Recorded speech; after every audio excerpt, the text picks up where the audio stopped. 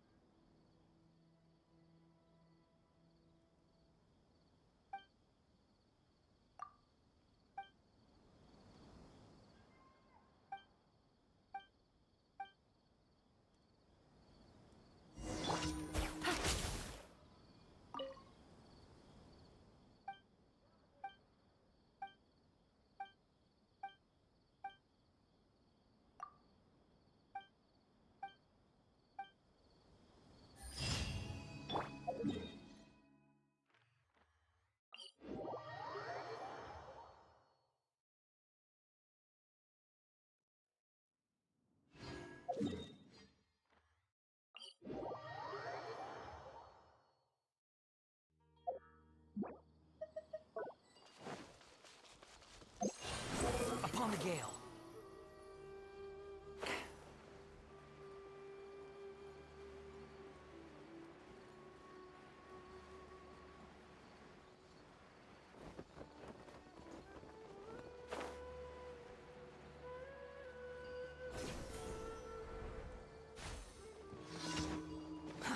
Too slow. Stabilize. That's close enough. New punch. Quietly now. Squall and fury. Ah! Ah! Ah! Ah! Ah!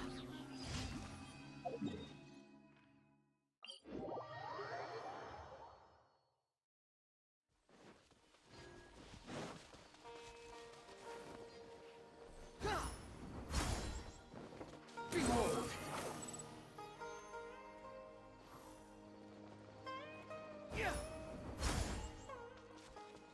The wind rises.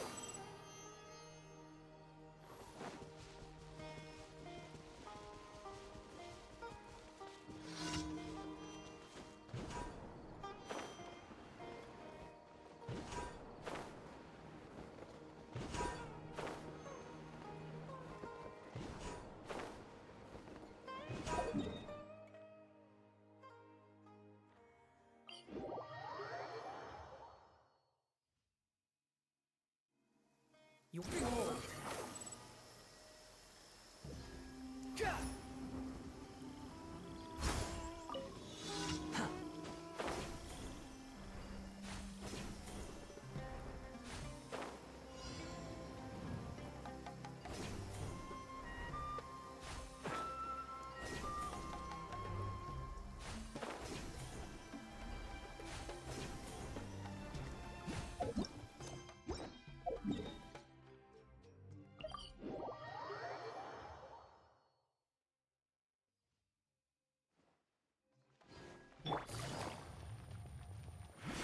Add Astra.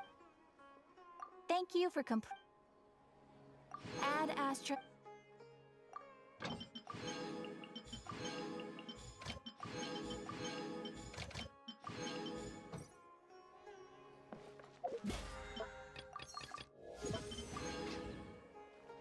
Upon the gale.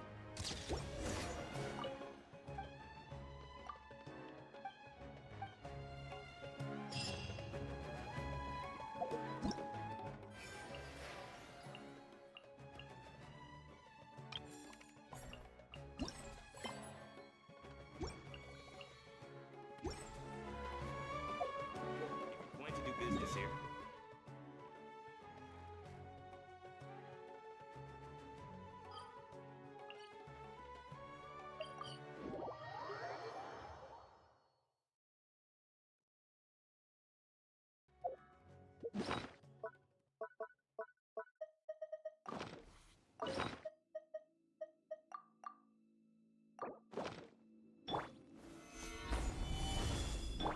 wind rises.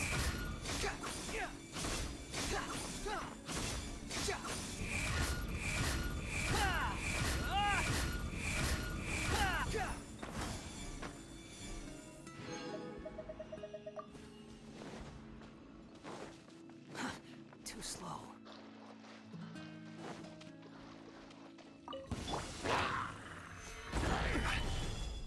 I swear by my sword. Squall and Fury.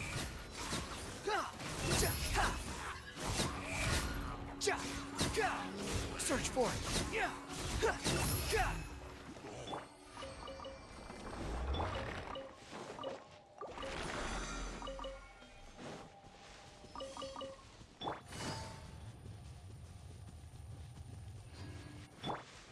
Search for it.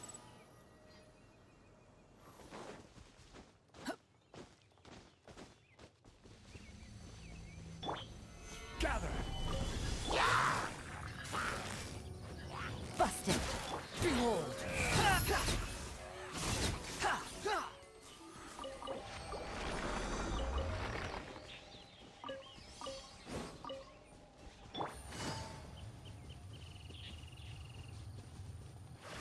The wind rises.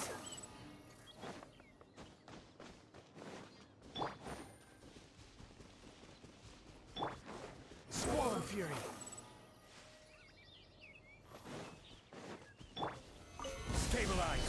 Wind, hear me. Gotcha.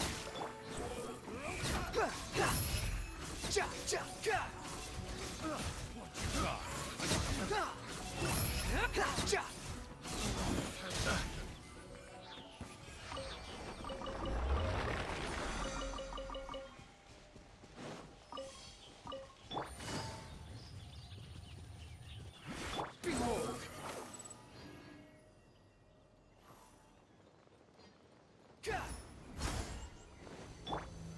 Solidify. I swear by my sword.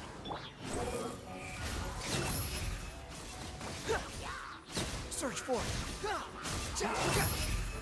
Search for it.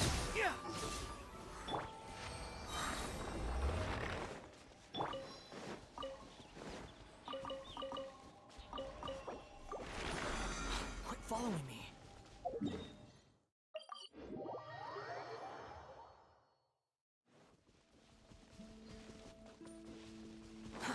Too slow. Stabilize. This is order. The wind rises.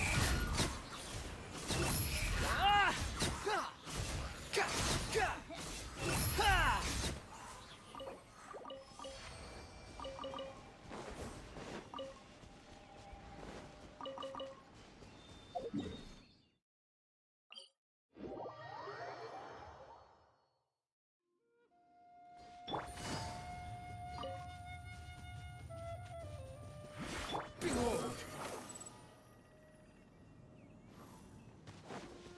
Quit. Gather. I will have order. Barbados, guide us.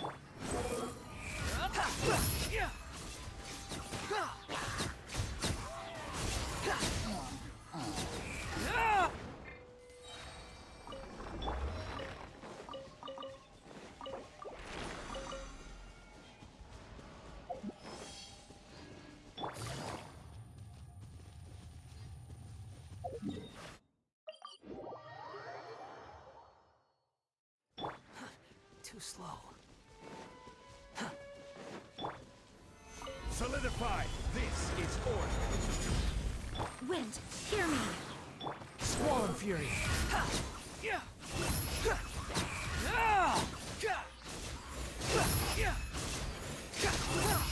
Search for it.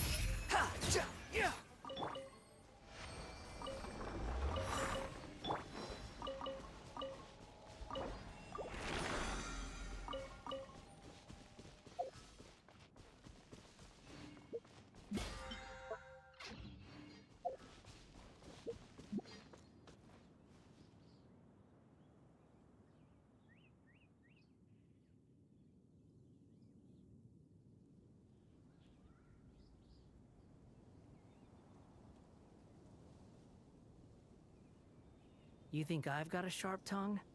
I just tell it like it is. If someone can't handle it, maybe that's their problem.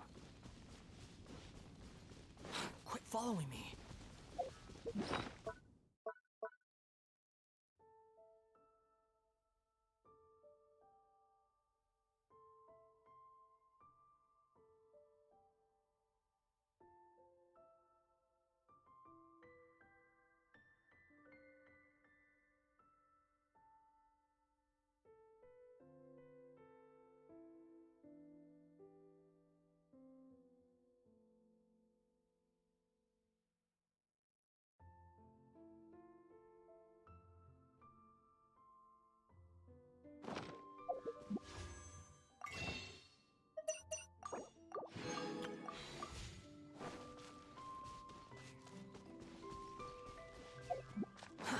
Too slow. Right. Busted. The wind rises. Ja! Ja!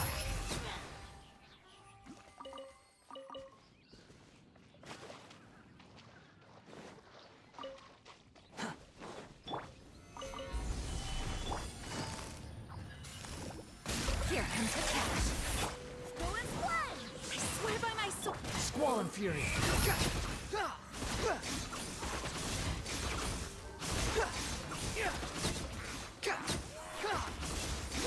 Search for it. Know your place. Gather. Quietly now. Too slow.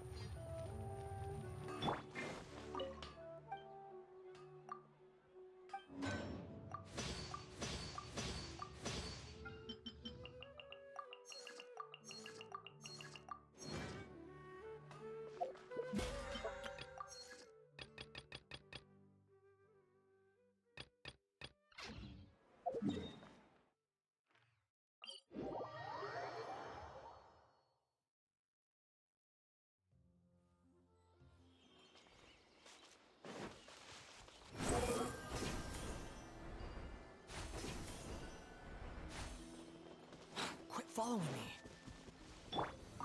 Stabilize. Order guide you. Behold!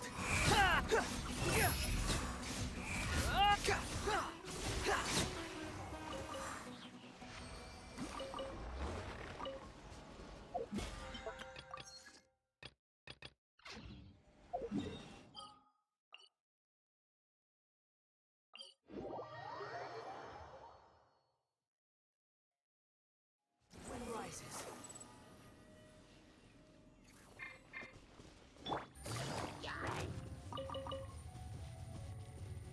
Take it easy.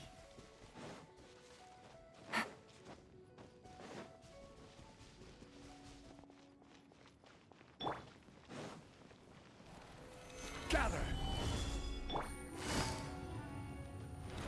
Gotcha. Game's up. Time's over.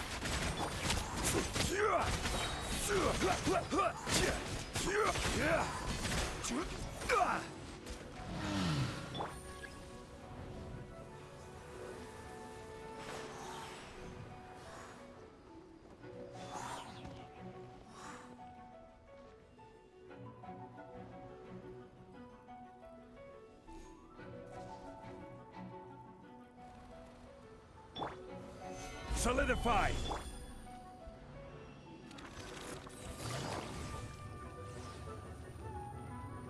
Quietly now.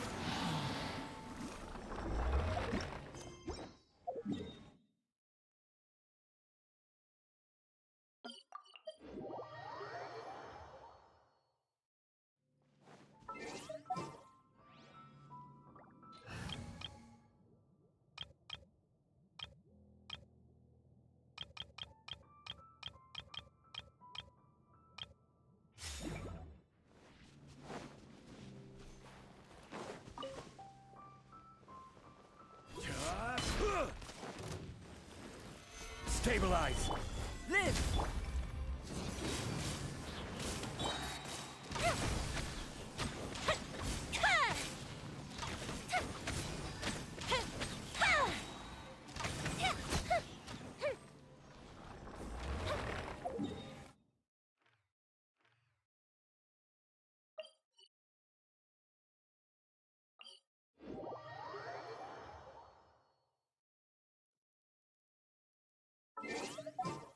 The fireworks are gonna get so...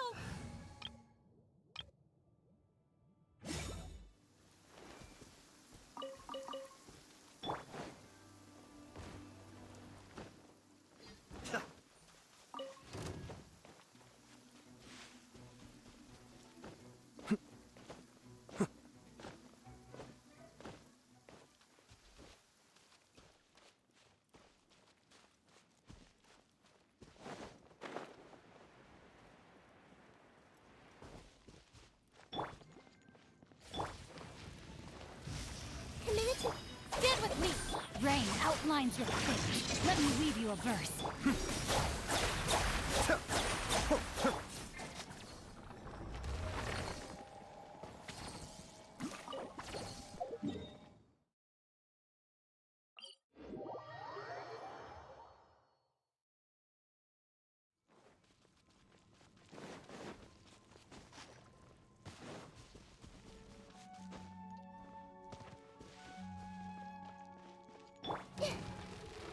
This way, Colonel. Take yourselves a move. This way. No, my sword. Witness the power. Mind the deluge. Cascade!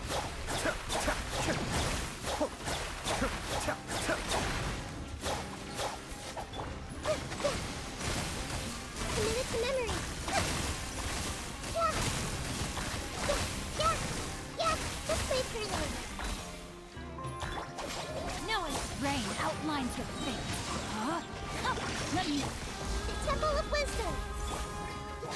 Be still.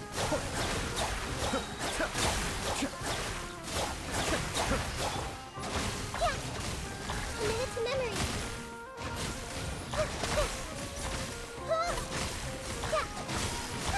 Help! The devil's back. This way, Colonel.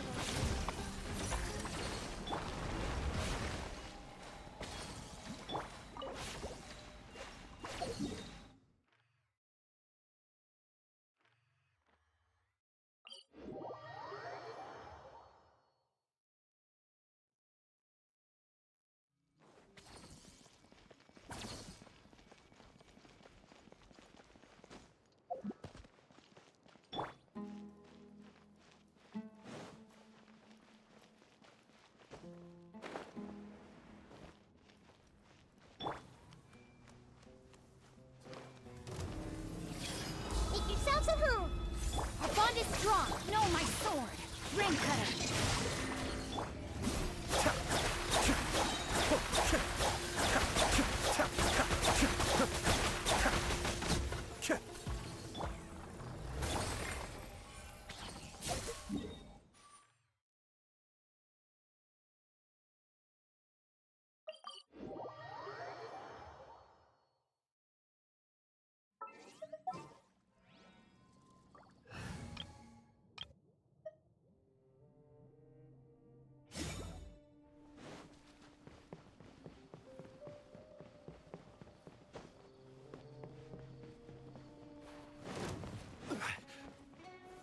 Solidify! I will have order! Witness my great undertaking! Ha! Everybody stand! Fire hazard!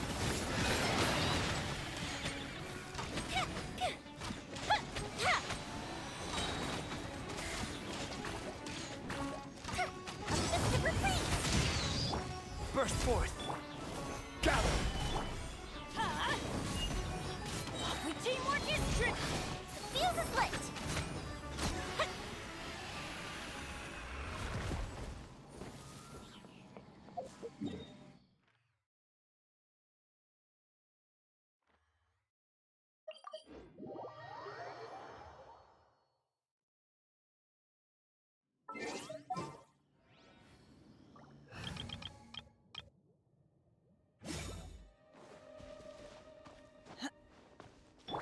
Obey!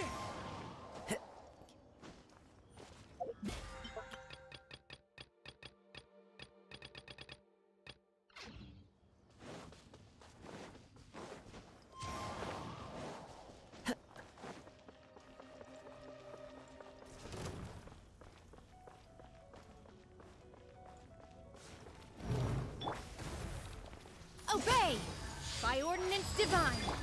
My apologies. Yeah! Ah!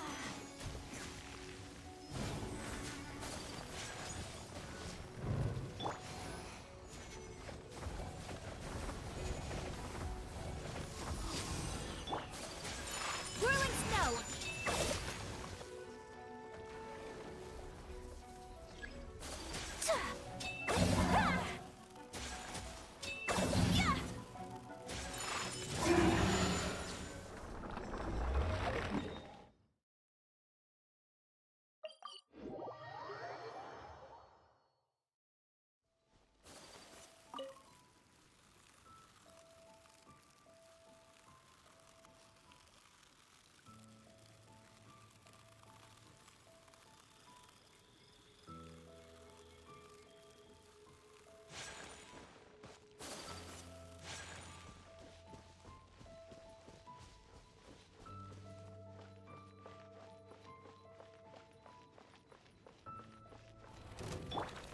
Manifest! My apologies! Sakura swirl!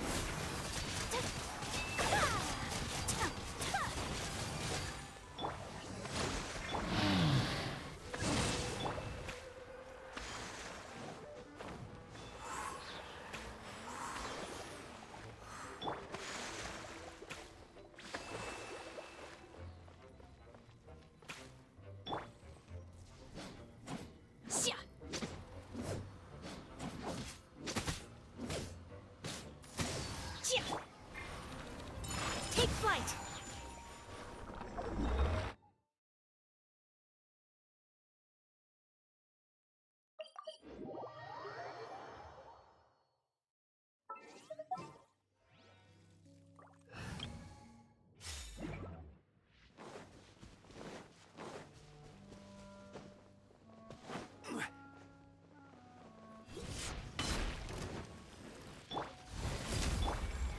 Solidify! Fall in! Everyone on me! Who wants some of this? Attaboy! Ha! Ha! Ha! Ha! Ha!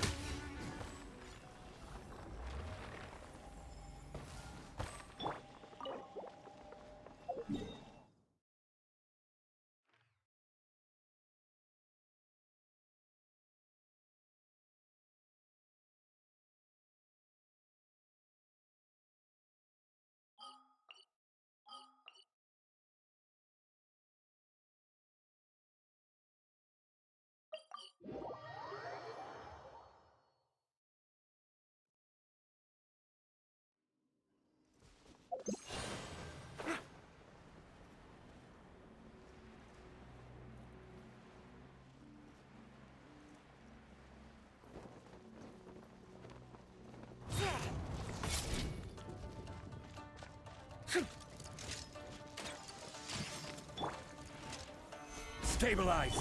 Coming to be! Charge! Let's roll! Ha! Ha! Ha! Gather! This is order! Live! Advance! Press the advantage! It's showtime! Bam! Ha! Cha!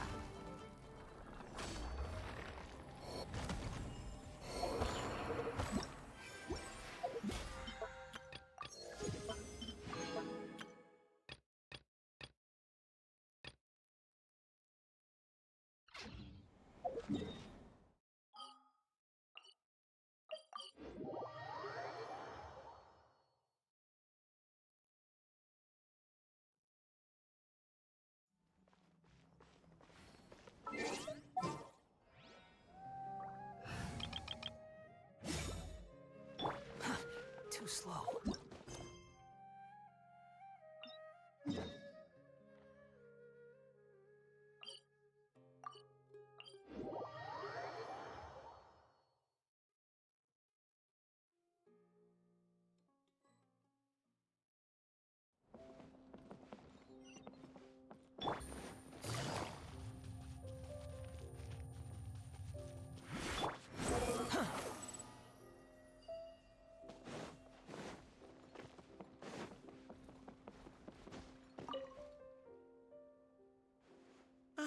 Ave, it's you! It's been a while. What have you been up to recently? Yeah, it's been a long time, Alkami. Things haven't changed much for me. I'm still taking private commissions for all kinds of projects. I heard that you were the genius behind the Palace of Alcazazare. I bet you're all set for Mora after a project of that size. Well, it's hard to make a profit from every project, you know? Hard to make a profit? You've got to be joking. I've never met an architect who didn't make a profit from a project. Unless the client fled before they paid the commission fee in full. But that doesn't sound right either. Doesn't Dory have a pretty decent reputation in our local business circles? I don't think she's ever been involved in any kind of big scandal. Well, about that. I mean, it was complicated. I understand. Either way, doing one project after another sure gets exhausting over the years, huh? I've been there, so I can feel your pain. I mean, I obviously never had your reputation to live up to. That must have been stressful. But I'm sure we've faced all the same problems. Trying to keep your client in a good mood while you're trying to stop them from micromanaging things they don't know the first thing about. I don't miss it. Thankfully, that's all behind me now. Not exactly. My work is still closely related to architecture. Judging from the look on your face, you're still strapped for Mora. That's quite unfortunate. You're the most artistically gifted graduate the Ksharawar Darshan has seen in decades. But it looks like you still have a lot to learn in terms of making Mora. With that said, us Ksharawar grads should still look out for each other. What if I told you about an idea that'll absolve you of all your Mora troubles going forward? Are you serious? But something like that has got to be some kind of top-level business secret. Are you sure you can just share something like that with me? Besides, I don't want to just take something like that without offering anything in return. I still have a little Mora. Or is there something that I can help you with? Oh, you're too kind. This is just a simple tip. Even if I didn't bring it up, I'm sure you'd hear it from the others sooner or later. The idea is this. I recently opened up a training center with the goal of educating people in architecture design. Compared to the classes taught by those old fossils at the academia, my classes are more condensed and streamlined and will allow people to quickly get their foot in the door. Unlike the academia, I won't turn down anyone who's interested, rich or poor. As long as someone wishes to learn more about architecture, I'll accept them into my training center. It just so happens that I'm still looking for a few more instructors. So, what do you say? Interested in coming over to give a few lectures? Regardless of the pay, I can already guarantee that it'll be far more comfortable than working on random people's private commissions. Ah, so you want me to join you as an instructor? That does sound like something I'd be able to do. It sounds like a pretty stable job, too. What do you think, Traveler?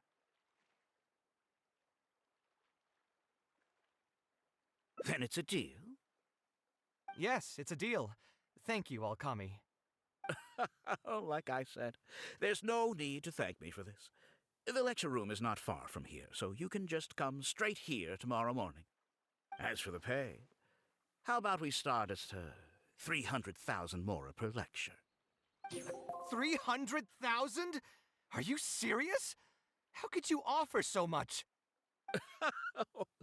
It would seem that you're still oblivious to your own economic worth. 300,000 is nothing compared to the prestige of having the Light of Ksharawar as one of my instructors. 300,000 is also just the base rate. Just trust me on this. The longer you stick with me, the more you'll come to understand your true value in the market. I have to go make some preparations now. See you tomorrow. I was never particularly close with Alkami when we were in school. Who would have thought that he'd be so nice and friendly? I've hosted free lectures before, but this would be my first time being hired to lecture for a formal business. 300,000 mora per lecture. Whew. I'm so excited that I'm starting to get nervous. Thanks so much. I think I will be able to relax a bit more with a friend in the audience. Now, what should I talk about tomorrow? Some lessons I've learned over the past few years? I should probably save those for later. For my first lecture, I should start by getting them more interested in the field. All right, let's meet here again tomorrow morning. I should hurry home and create some kind of lesson plan.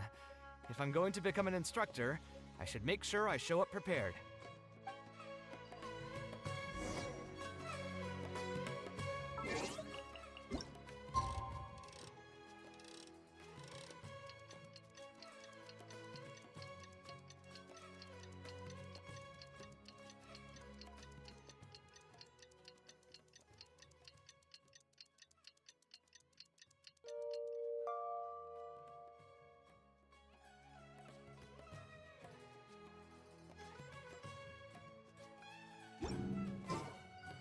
There's no need to exchange pleasantries.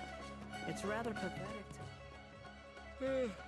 Oh, I didn't expect you two to get here so early. I was up last night preparing for the lecture, but I ended up getting so excited that I couldn't fall asleep. Here, I've prepared a lesson plan. Do you want to take a look? Lesson plan? I must commend you for your dedication. But the training center has already developed its own set of teaching materials. Instead of using your own plan, you can just use what we have here. Of course, you're always welcome to work in some of your own content to add some fun and flavor. Sure, be my guest. It's almost time for the lecture to start. Feel free to head in and start the class whenever you're ready. Huh. So you've already developed your own set of teaching materials. Seems like I won't need the stuff I've prepared after all. Anyway, shouldn't be a problem. I'll just go ahead and use your materials. There's something else I want to ask, though. This isn't going to be a large class, is it? No need to stress. There are only 20 people in this class. There are 14 classes at my training center.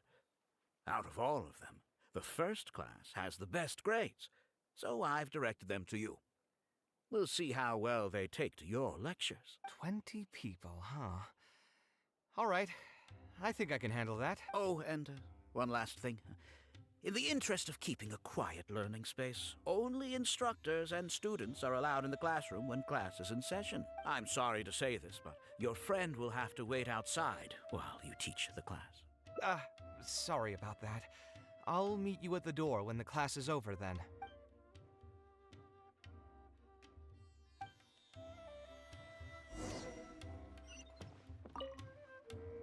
Hey there. Can I help you? Oh, Akami? You mean that rich guy who's been making quite the name for himself? Yeah, he commissioned a set of furniture from me a while back. Paid a great deal of mora for it, too. I heard he earned a fortune working as a renowned architect.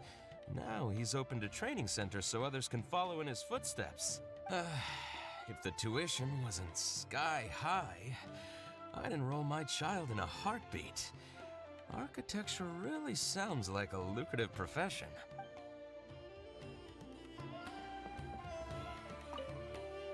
Did you hear? Alkami recruited Kaveh to be an instructor.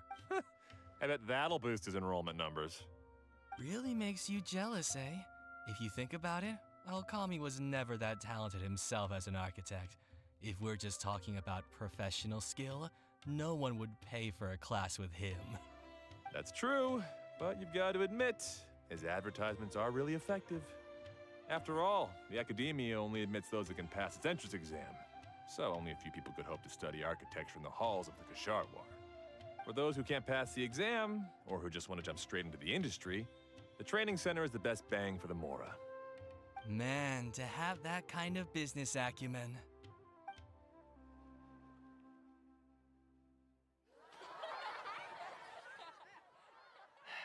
All right, everyone. There's no need to be nervous.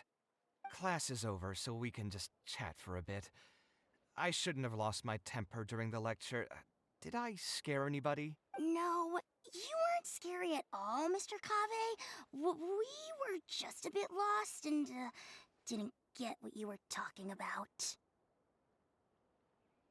Oh, don't get me started. I was trying to use Alkami's materials, so I flipped through some pages and gave them a closer look. The more I read, the more upset I became. Alkami may fool an amateur, but he can't fool anyone who's active in our profession. The materials he made are completely useless for teaching real architecture.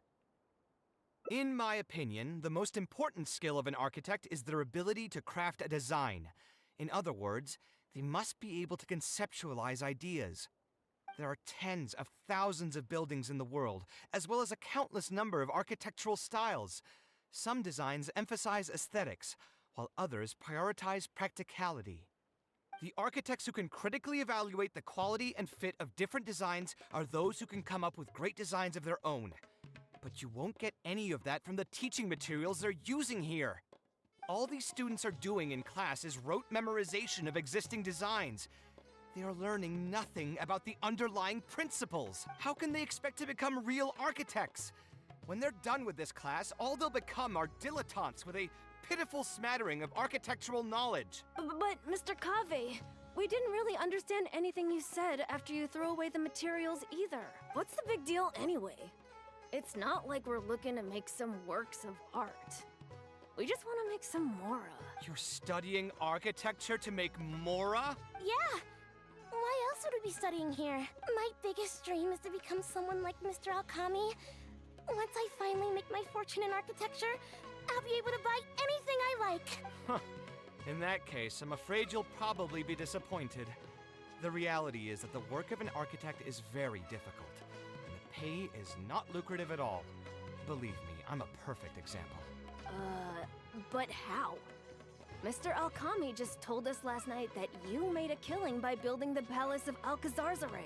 He also said that as long as we graduate from his class, waves upon waves of people will reach out to us with private commissions, and we can just sit back and wait for Mora to fill up our pockets. It won't be long before I can put these miserable days behind me. Come on. And you all believed everything he said? But Mr. Alkami is really rich, isn't he? You... It's pointless trying to argue this with you right now. You've already filled your heads with pipe dreams. Let's go, traveler. Let's hear about Alkami's true plans from the man himself.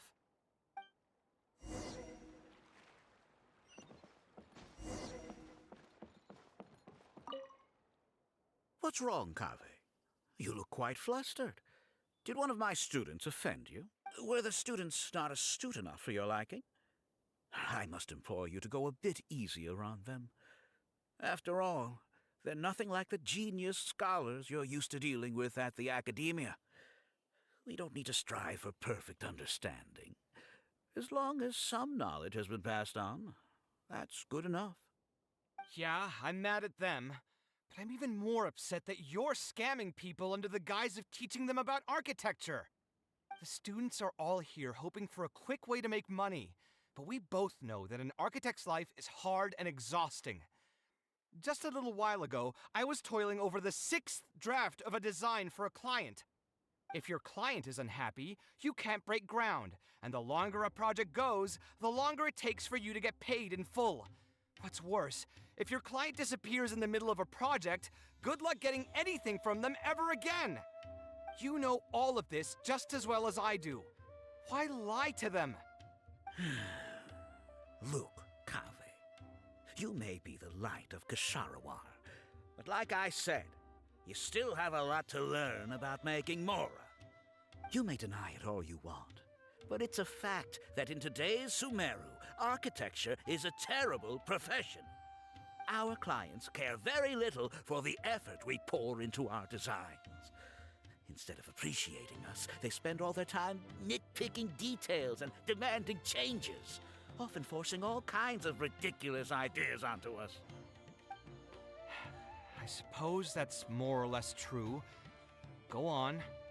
Why should we cling on to a profession that's difficult and unrewarding?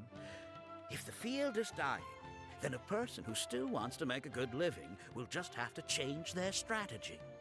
If it's near impossible to make money as an architect, then why not just establish a training center and train other people to become architects in our stead? Wait, how does that make any sense?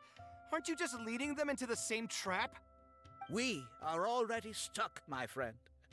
The more people we can lead into this pit and stack as padding beneath our feet, the more comfortable our lives will be. That's right. Making money as an architect is a slow and agonizing process. In comparison, earning tuition from a training center is far easier. None of the students will ever know, however. In their eyes, all of my income was earned during my years as an architect. It's easy for them to fall for my promise. After all, everyone wants to live the dream of being the person who can spend millions without batting an eye. The more students I get, the more money I earn. And the more real that dream becomes. And then what? Once they graduate, they'll still find out the truth about architecture and struggle to stay afloat amid all the problems we already talked about. When that happens, your facade will pop like a soap bubble. No one will believe you anymore. Ah, but that's just one way to look at the problem. No two people have the same amount of talent. Even if they fail to strike gold in the future, you can't say that it's my fault and mine alone. Oh, and also, I never actually promised that they would achieve financial freedom as long as they become architects. All I did was nudge them towards that belief. I'm not even scared if they do come back and stir up trouble. My training center has all the required permits and certifications. Even the Dendro Archon herself couldn't find fault in any part of my business. How can you sleep at night knowing that you're doing all this? Tell me, is your heart carved out of brick and stone? I can't believe that I once saw you as a decent human being. I am beyond disappointed in you. And the same goes to you. How many years has it been since you graduated from the academia? If you still can't accept something like this, do you just plan on keeping that worthless naivete of yours until the end of time? Only fools will see art as revered and sacred. In the end, art is just another business. Being successful at running a business is an art form in itself. I urge you to think about what I've said. Offloading your pain onto others is the only way a person can live comfortably in this world. As the light of the Ksharowa, you've accumulated plenty of fame and respect. It's high time that you use those resources to improve the circumstances of your own life. Think it over, Kame. I still believe our collaboration could be very fruitful. I'm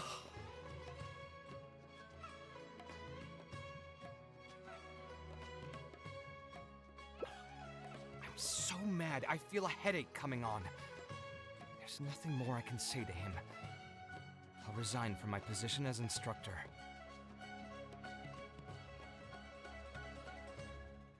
Of course. I'm sure you've realized that as long as I remained at this center, he would be able to use my name to advertise this place. Even if I just sit back and do nothing, others will be deceived and suffer because of me. He is right about one thing, though. These kinds of training centers are everywhere. And even if the academia was to find out about it, it's unlikely that they would take any real action against it. The most that they could accuse him of is false advertising. And even that would be hard to prove.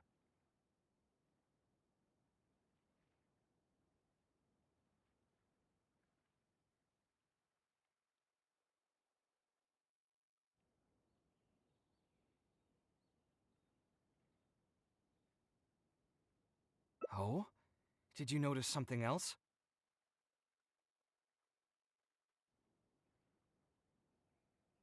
Yeah, you've got a point.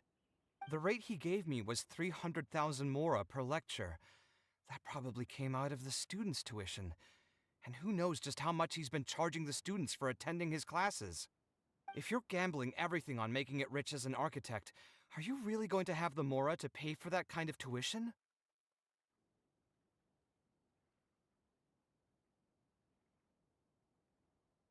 Right. We should hurry. The students didn't believe a word I was telling them. They're still daydreaming about making millions. We're never going to get any information from them again if we let Alkami talk to them first. Let's move now before he's had the chance to react.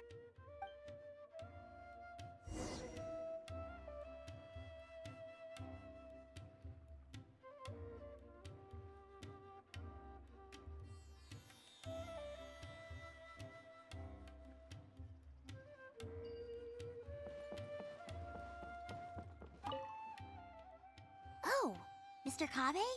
What are you doing back here? Class finished a while ago, but you're still here. Why haven't you gone home? I wanted to stay for a little longer. I'm still thinking about everything you taught during the class. Even though a lot of it went right over my head, I still thought the houses you drew were really pretty. Of course they were. All the examples I drew were world-famous landmarks. Each one was the magnum opus of a celebrated architect. It's a good thing that you could recognize them for their beauty. The accumulation of knowledge is the first step to artistic expression. Instead of rote memorization, you should try to relate and to understand, and after that, try to resonate with the work. Resonate? Yes. When I first got into architecture, there were many things about it that I couldn't understand at all. I would find a building to be beautiful, but have no idea what made it so good. And for most people, just being able to admire a building is enough.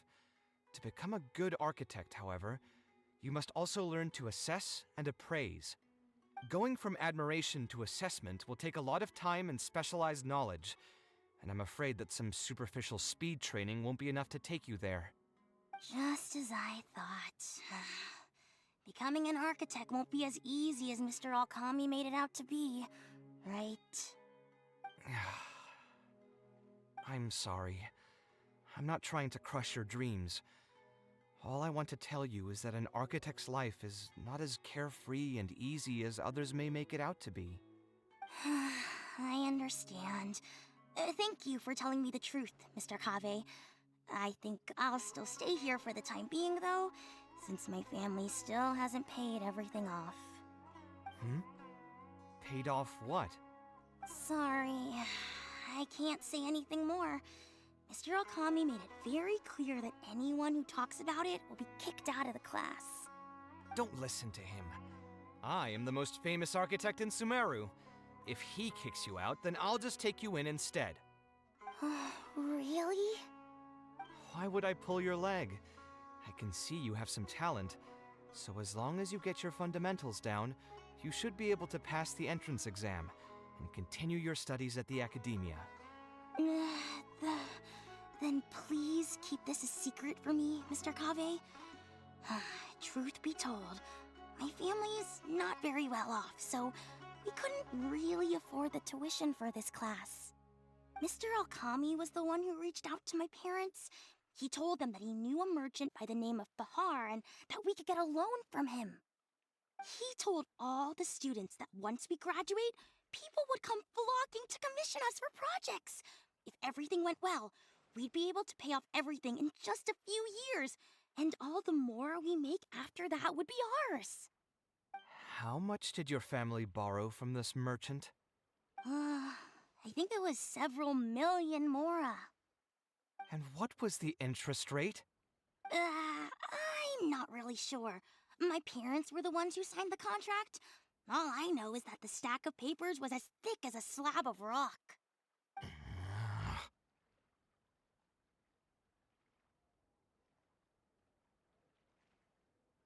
Yeah, I have a bad feeling too.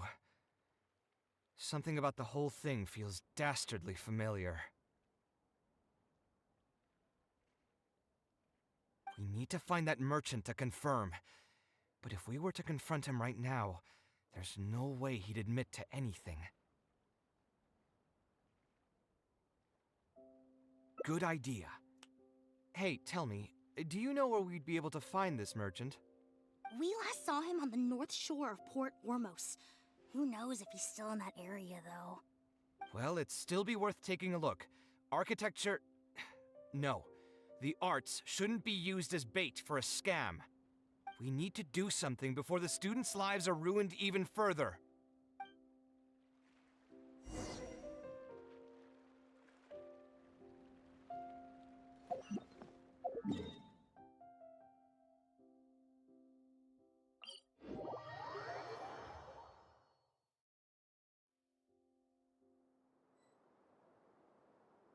Squall Fury!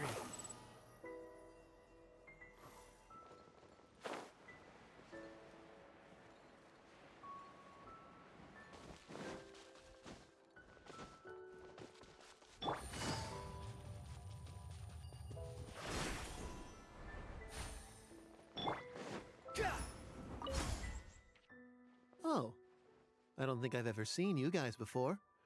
Here for business? You're Fahar, right? Yes. May I ask who introduced you? Alkami.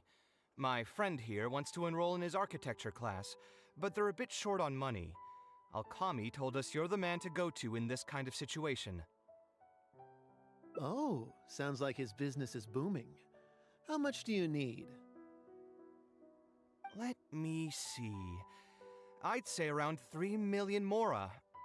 Oof, you call that a bit short on money?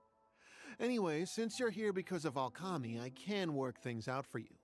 Make sure you sign the contract, though. Lots of people are borrowing money from me nowadays. Ah, here you go. Don't worry, there's nothing particularly unusual about it. All you need to do is pay back the loan in full within 3 years. And what if they won't be able to pay it back? What do you mean, won't be able to pay it back? Once you graduate from Alkami's place, you'll be making millions of mora a year. Easy! At that point, paying this off will be a piece of cake.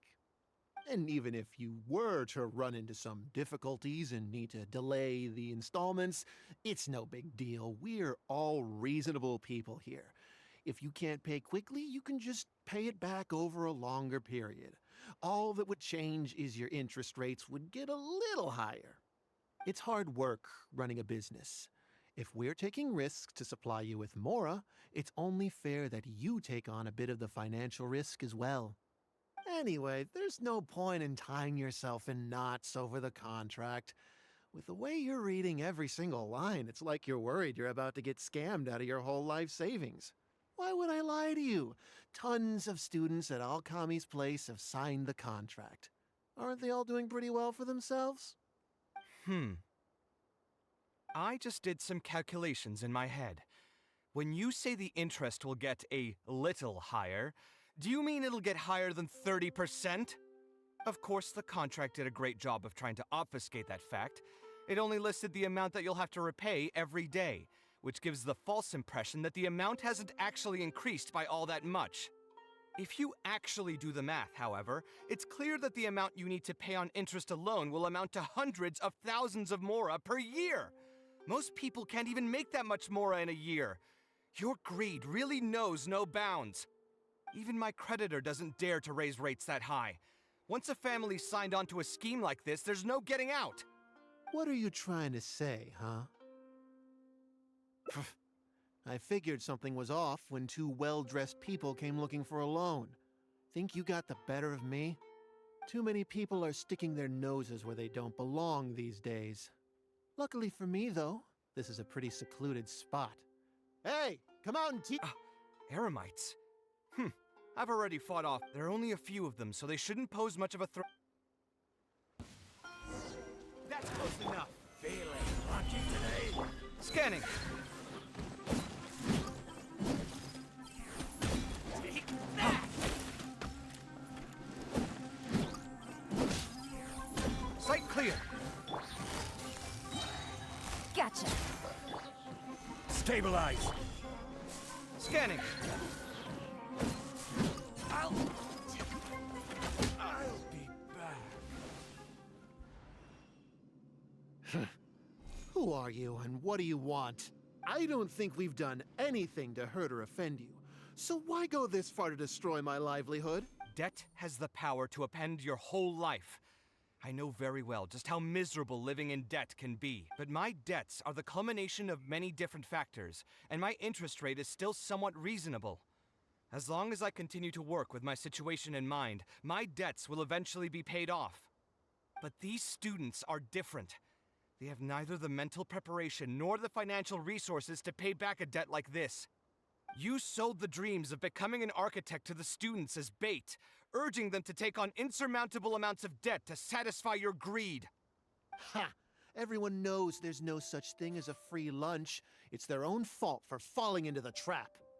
And if we're going to talk about greed, aren't those students the ones who are blinded by it? They completely ignore the risk that's right there in front of them. Ha! And here comes the silver tongue. Surely you use that to reel in the students as well.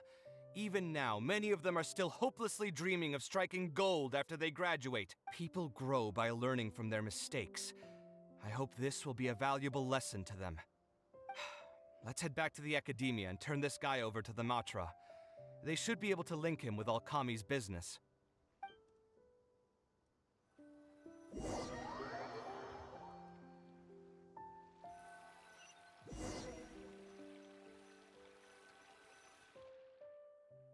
Sino? Didn't think I would run into you here.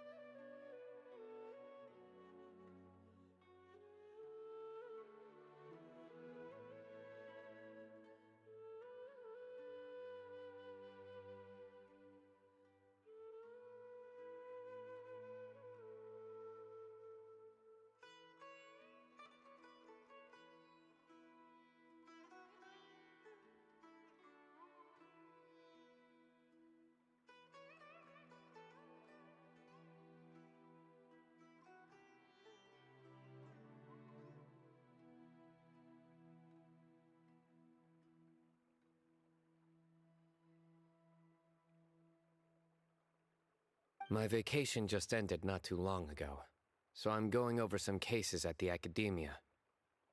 Who's this?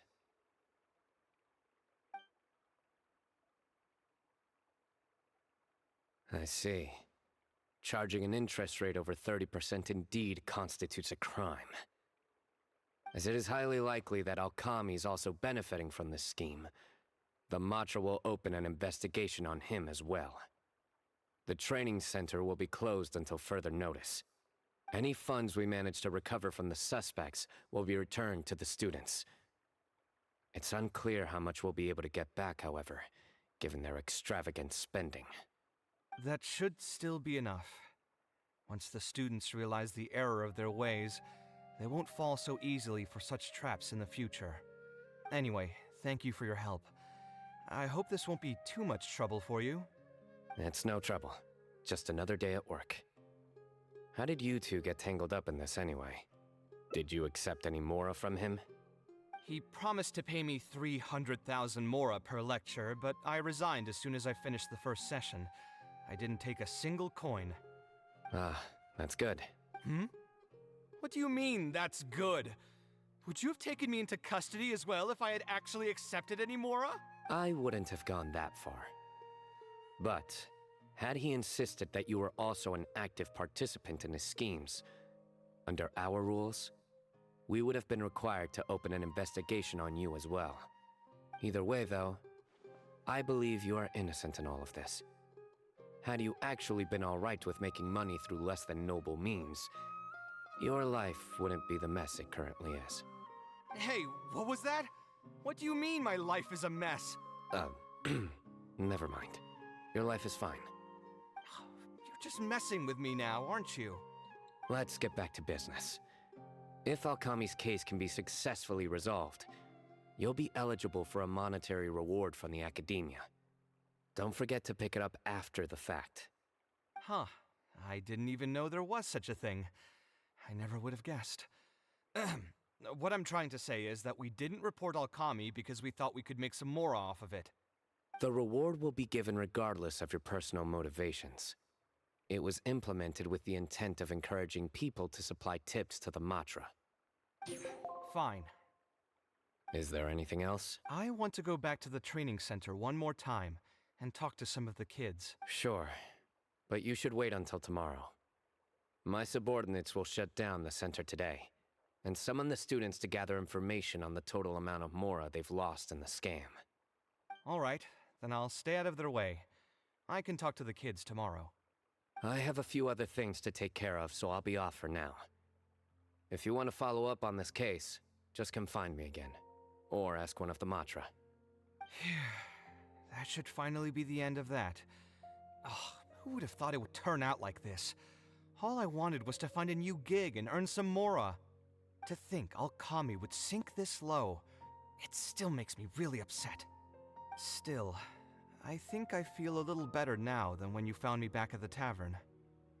It's a little ironic, but you could say it's because I've realized that there are many circumstances in the world that are even worse than my own. Now that I've seen such things firsthand, I suppose I've earned a new sense of appreciation for my life. How should I put it? I'm pretty stubborn when it comes to my profession, so I often argue with my clients. The arguments are usually extremely frustrating, and every once in a while I'd wonder if I only became an architect because fate wanted me to pay for some sins I'd committed in a previous life. Alkami's suggestion would have allowed me to quit my life as an architect and earn money solely from my reputation. But now that I've experienced that for myself, I can confidently say that I'd never want to do it again. Every scholar has their own sense of pride and a line that they don't like to cross. Of course, when faced with the vicissitudes of life, some will surrender these things to seek a more comfortable life. I can understand that. Just speaking for myself, though, I don't think that's something I'd ever be able to do. The voice in my heart would just keep repeating one thing. The moment I turn away from my dreams would be the moment my career ends.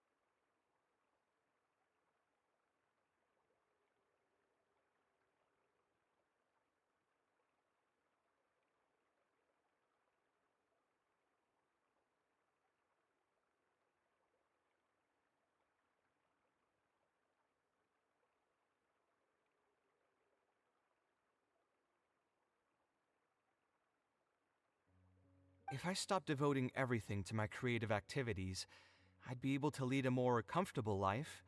But at the same time, my sense of intuition and understanding for the arts would also begin to degrade. At that point, any materialistic ease I may have gained in life would just become another form of torment. In comparison, my current life comes with its share of difficulties, but at least I'd never have to deal with that kind of existential reckoning.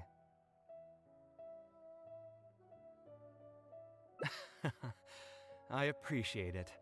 You may call me conceited for this, but I would also like to think I'm talented enough to be able to lead a decent life without compromising my pride. It's certainly not easy, but I want to keep at it. My thanks again for being such a great help throughout all of this. I'm planning to pay another visit to those kids tomorrow. Want to come with me? All right, I'll see you tomorrow then. Get some good rest.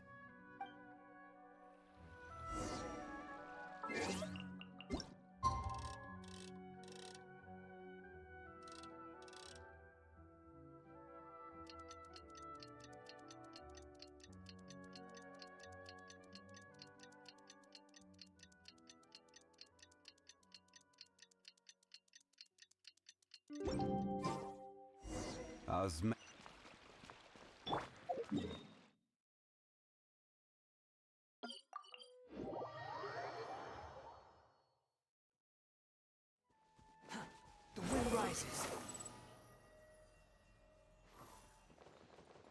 Yeah.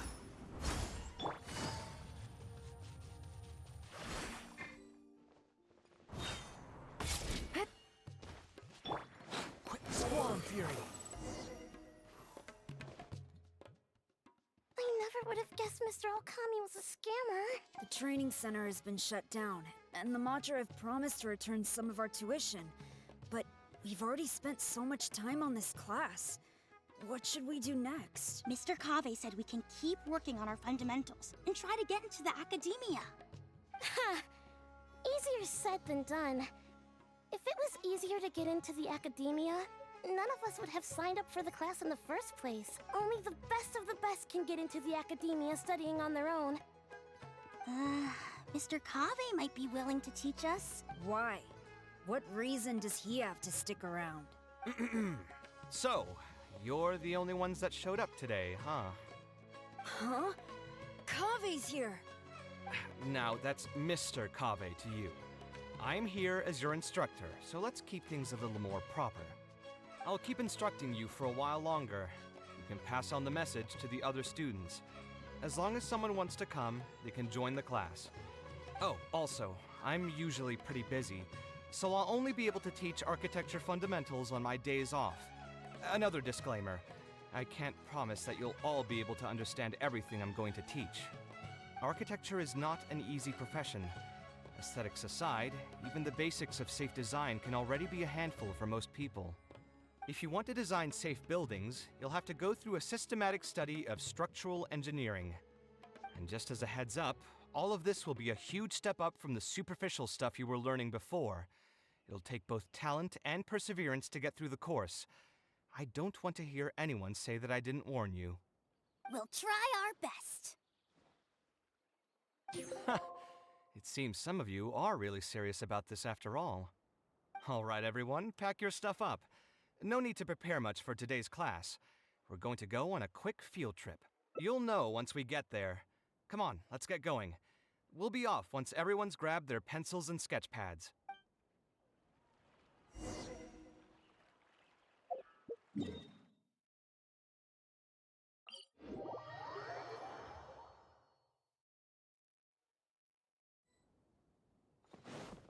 The wind rises.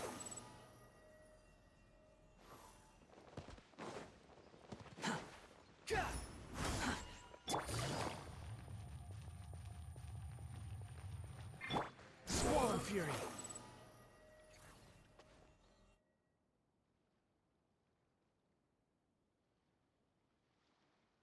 This lighthouse has been around for a long time, and I handled its renovations when I first graduated from the academia. The point of today is not so much about the lighthouse as a building, however. I just want you to take a look at it and do a bit of self-reflection. If you were tasked today with designing a building, how would you want it to look like? don't think about how you'd actually go about building it for now. Just put your ideas to paper and draw the prettiest building that comes to your mind. So, it can be, any kind of building? Yep, as long as you think it'd look good. It doesn't even necessarily have to be a building. If you want, you can draw trees, the ocean, or even a garden area. Draw whatever you'd like. In my experience, it's best to approach the study of architecture from a point of personal interest, rather than for the sake of a career. Both the study and practice of architectural design are extremely difficult. A person who's forced to work on projects that they don't resonate with will only struggle and suffer. So at least for today, I hope the students will be able to create something that they enjoy. There's no need to think about it too hard. They'll have plenty of time in the future to revisit the design and make changes. What do you think? Want to try your hand at it as well? Don't forget that this is a free class from Mr. Kaveh, the Light of the Kasharawar. On a normal day, this would cost you 300,000 mora.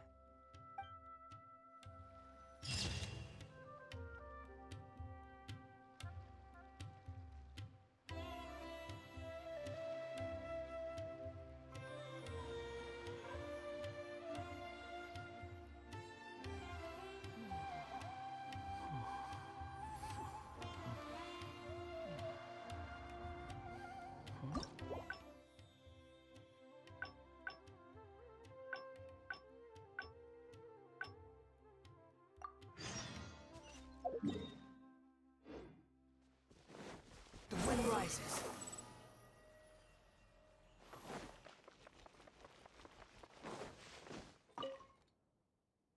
We meet again. Huh? Why are you guys here? That's what we wanted to ask you. Who are you? Why did you dress up like a merchant to talk to me about our project? There's no need for us to continue this project if you still want to keep hiding things from us. I don't work with individuals I can't trust. Believe me, I didn't have any bad intentions. It's just... All right, there's no point hiding anything anymore. The building I'm trying to commission you for is not really a personal residence for me, but rather a library for children living in the desert. A library?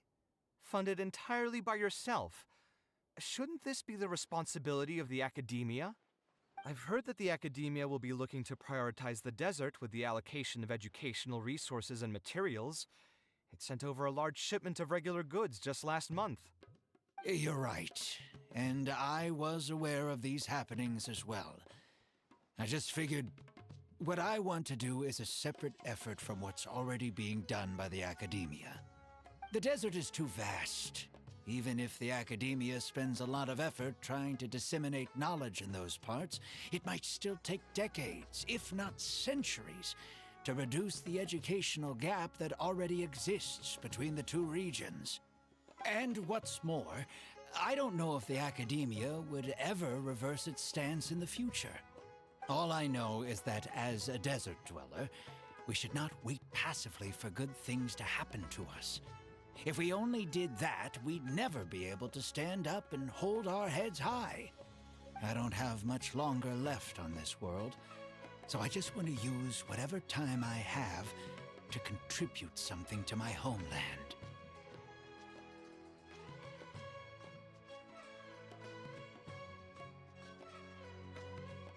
I didn't want you to know that I came from the desert.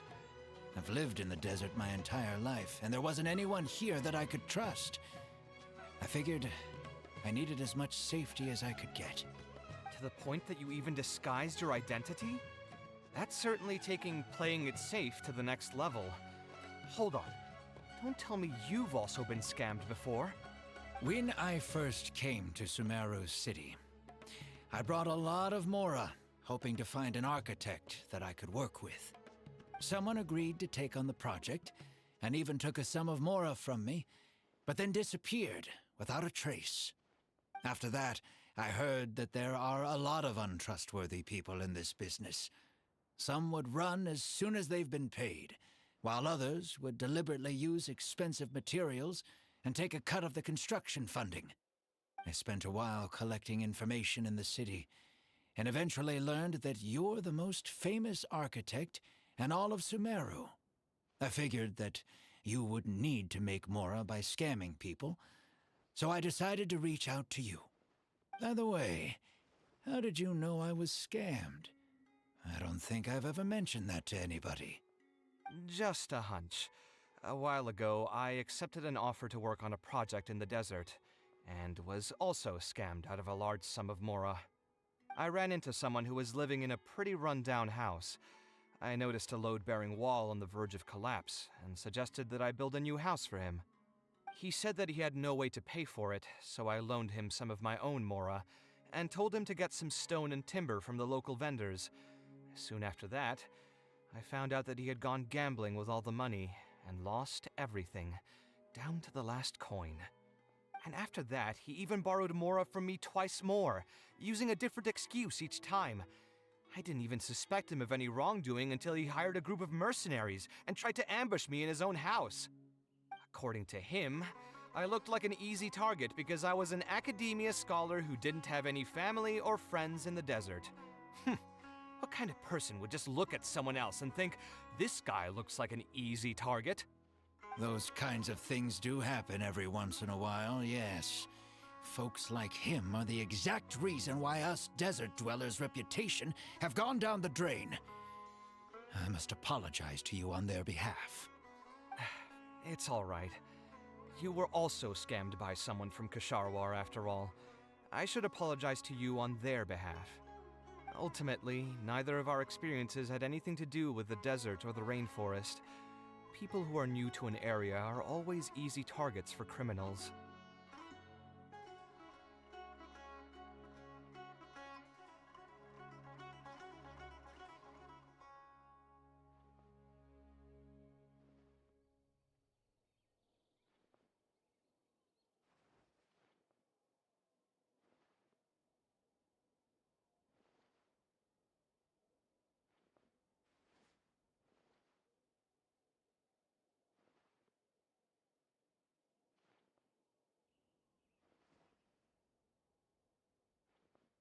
Yeah, you'll find both good and bad people everywhere. I can't understand the logic of those who like to take advantage of others, but I have to accept their existence as a fact of life. Anyway, I digress. Let's return to the topic at hand. Did you keep rejecting my designs because you thought I was deliberately using expensive materials to take a cut as a middleman? That's what I was afraid of initially, yes. I eventually understood that you weren't out to cheat me. But unfortunately, I still don't have nearly enough Mora to pay for the design you proposed. I've done the math, and know that we should be able to make it if we cut some corners. However, after our conversations, I can see that you're passionate about your design, and I'm quite fond of the proposal as well. So, I decided to try and see if I can afford your proposal as is. I've been looking for work every day, and in another month, I should be able to cobble together enough Mora to meet the budget. By cobble together, you mean you're going to spend your entire life savings on this project? But then, what will you do if something unexpected comes up, and you find yourself stuck with no emergency fund? To be honest, I haven't really thought about that. I mean, when you've lived to be my age and something happens, you can't really call it unexpected anymore. All I want is to build this library before I leave this world, so that the children of the future would have some books to read, and the desert dwellers would be able to learn their letters and pick up some practical knowledge.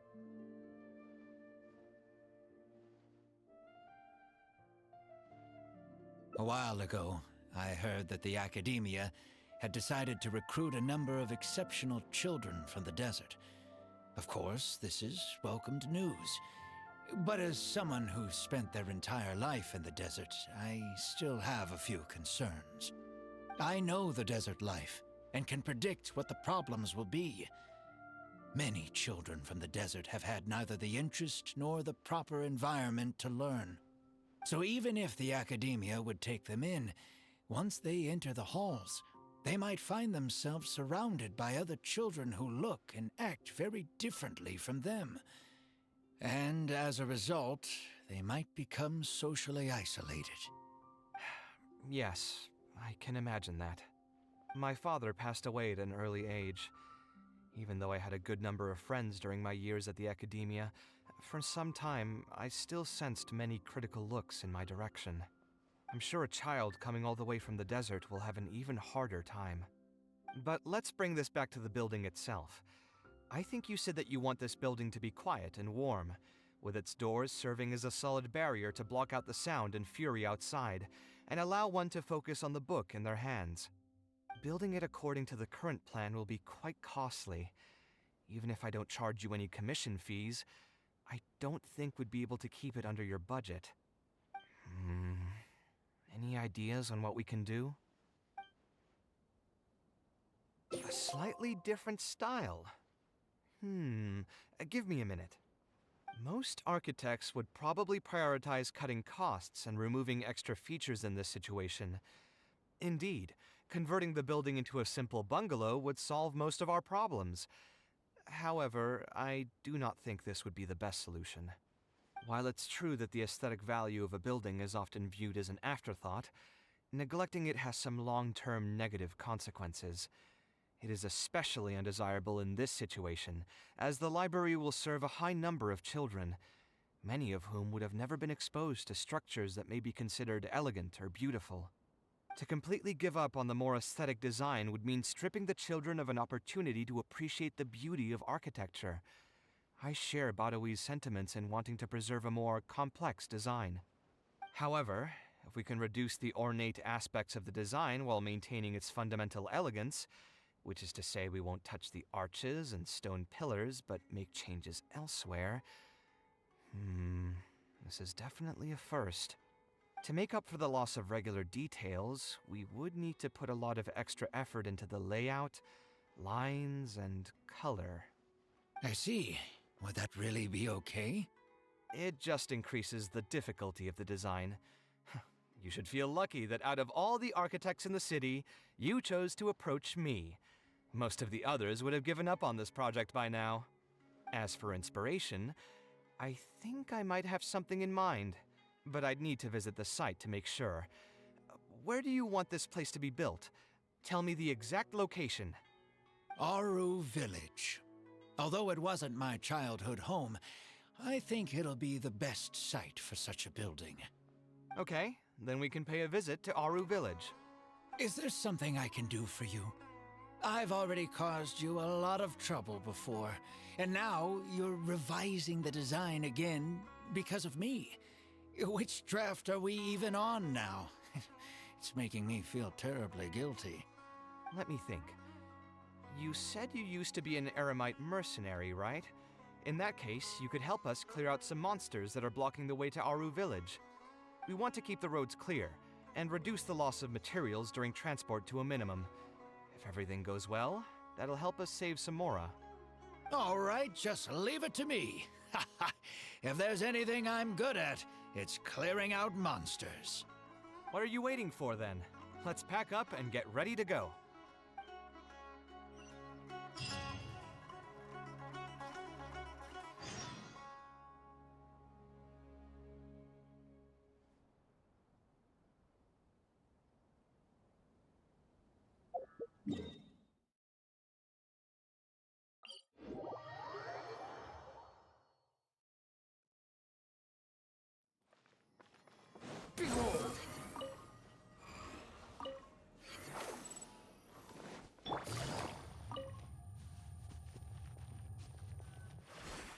Most materials going from Caravan Ribat to Aru Village would pass through here. There are a lot of monsters out here today. If you find it hard to keep up, just let us know. Oh, don't worry about me. This is nothing. I'll be careful, though, and you should do the same.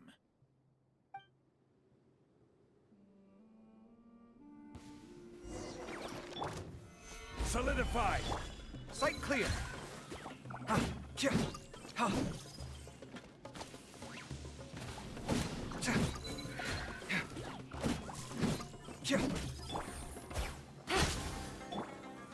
Scanning!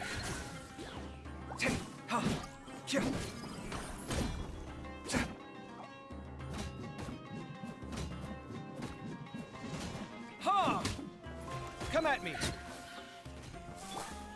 Gather! Order guide you! Feast your eyes! Ha! Te! Hyah! Ta! Ha! Hey-ya! Ta! Ha! Ta! Scanning!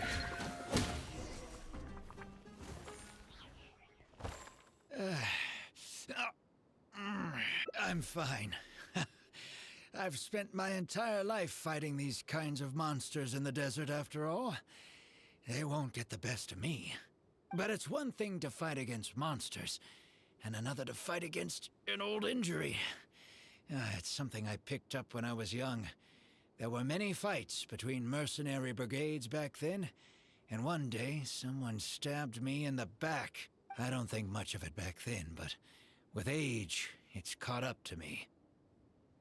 Few mercenaries get to enjoy their later years. Failing health tends to take the joy out of reputation and wealth, and many mercenaries never even made much of the latter to begin with. Is there someone you know who can help to look after you? Unfortunately, no. My wife passed away at an early age, and I don't have any children. Sometimes I'd close my eyes and realize most of my life story has already been written. I have many regrets about my past, but at the same time I also know that there were never many options for me in the first place. I joined the Eremites when I was young, and won many battles with them.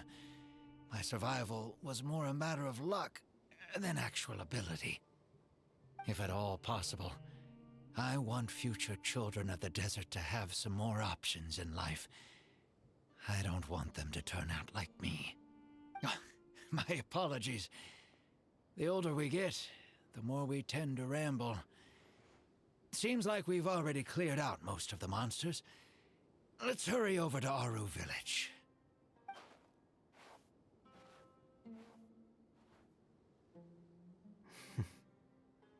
I think it's really admirable of him to spend his whole life savings on people he's never met. Maybe he's doing this out of natural kindness. A kindness that hasn't been eroded away by the struggles of his life. Perhaps. To clarify, though, I don't think I'm quite the same. Some people call me an idealist. I do have some sentiments of that general persuasion, such as wanting everyone to be able to lead a happy life. But my situation is more complex than that. In the beginning, what drove me to harbor those thoughts was less idealism and more a desire to make up for a sense of guilt. When I was young, I impulsively encouraged my father to take part in the first Inter-Darshan Championship, hosted by the Academia. He set off confidently hoping to win something for me, but failed to clinch the title. What's more, he fell into depression after the competition, and requested to join an investigative research project in the desert. I never saw him again. Word has it that he got caught in quicksand. Even if other factors may have contributed to his death, the fundamental cause still circles back to me. I started doing many things in life because I wanted to make amends. Even in cases where I couldn't do something for a specific person, I still did whatever I could. I think I just wanted to make myself feel a little better.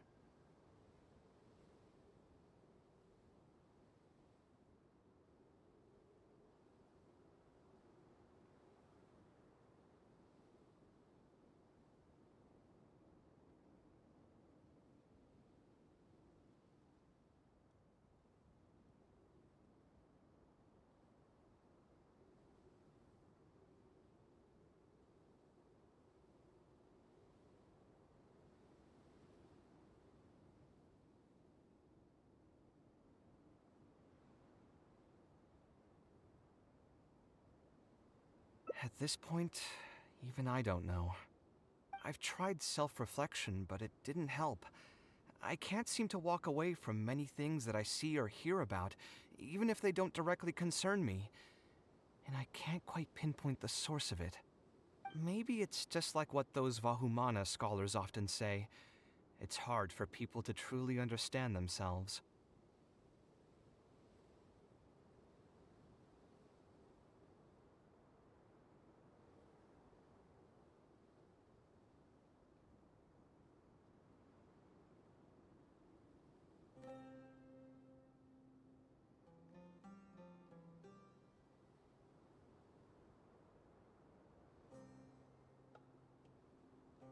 I could be doing things out of endless guilt, or I could be doing them out of a strong sense of empathy.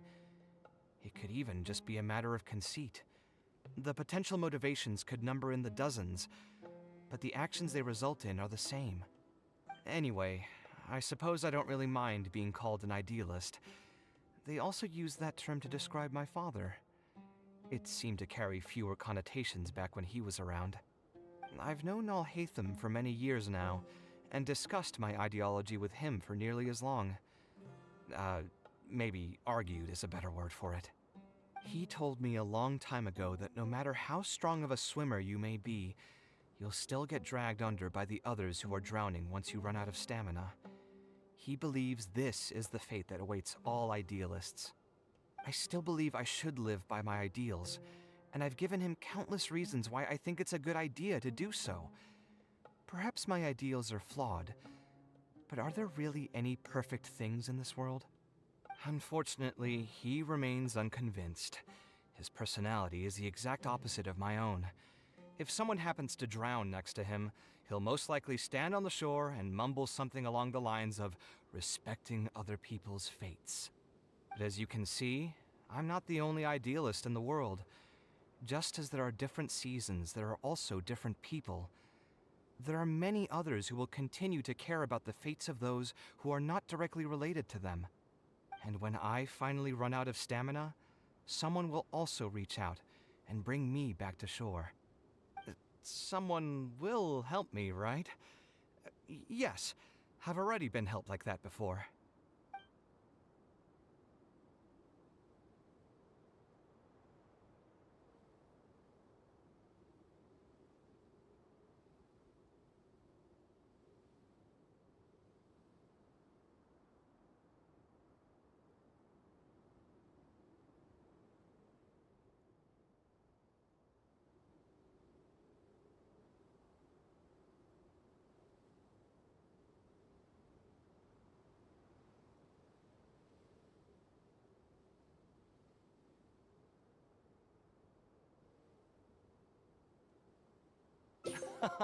But you've helped me plenty already.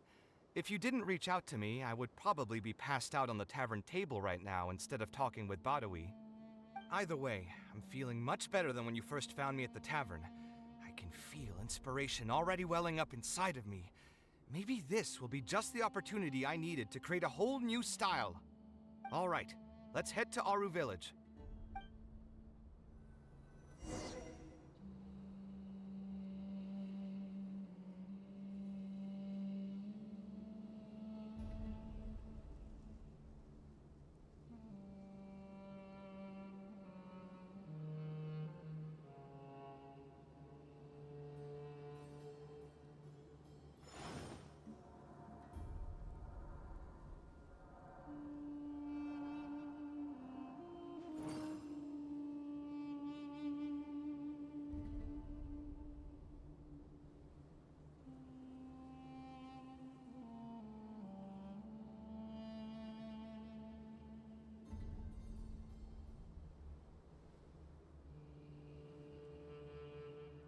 Osmanthus wine tastes the same as I remember.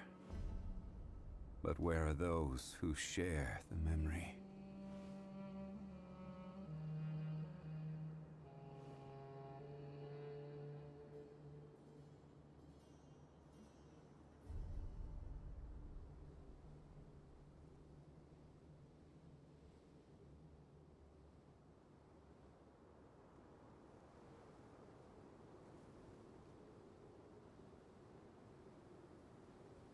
Boats are made for transferring commodities back and forth, and those that come across Liyue tend to stay a while.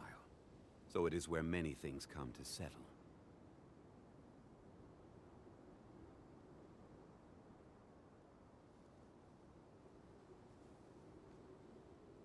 Osmanthus wine tastes the same as I remember. But where are those who share the memory?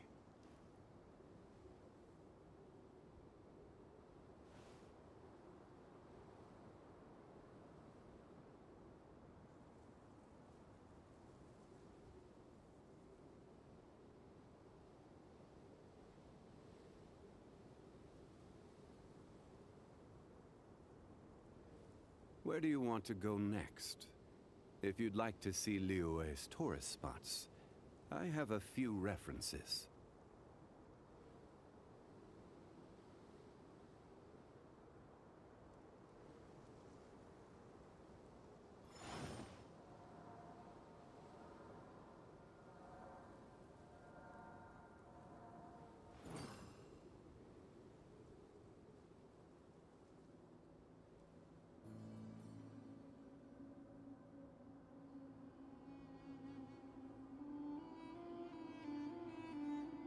Osmanthus wine tastes the same as I remember. But where are those who share the memory?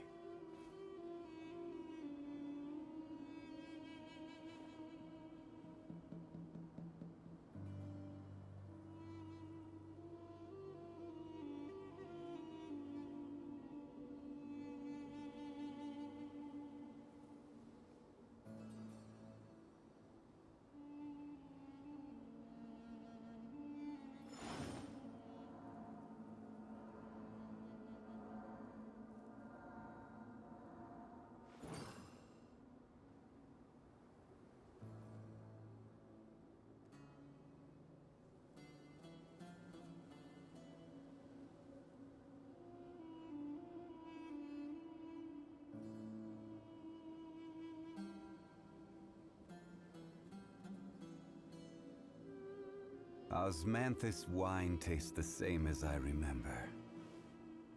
But where are those who share the memory?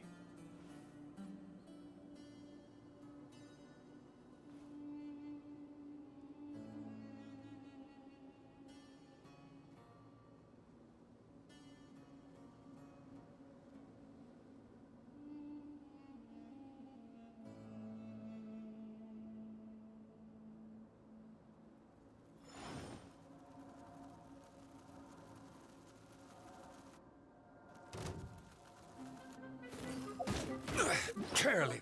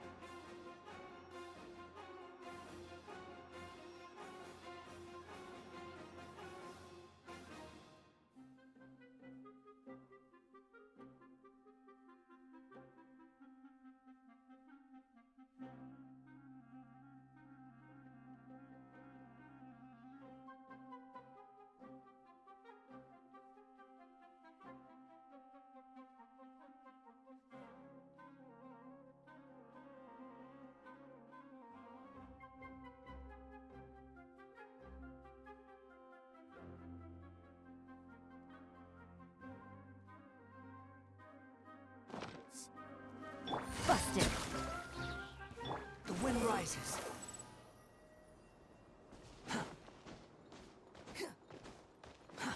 Too slow.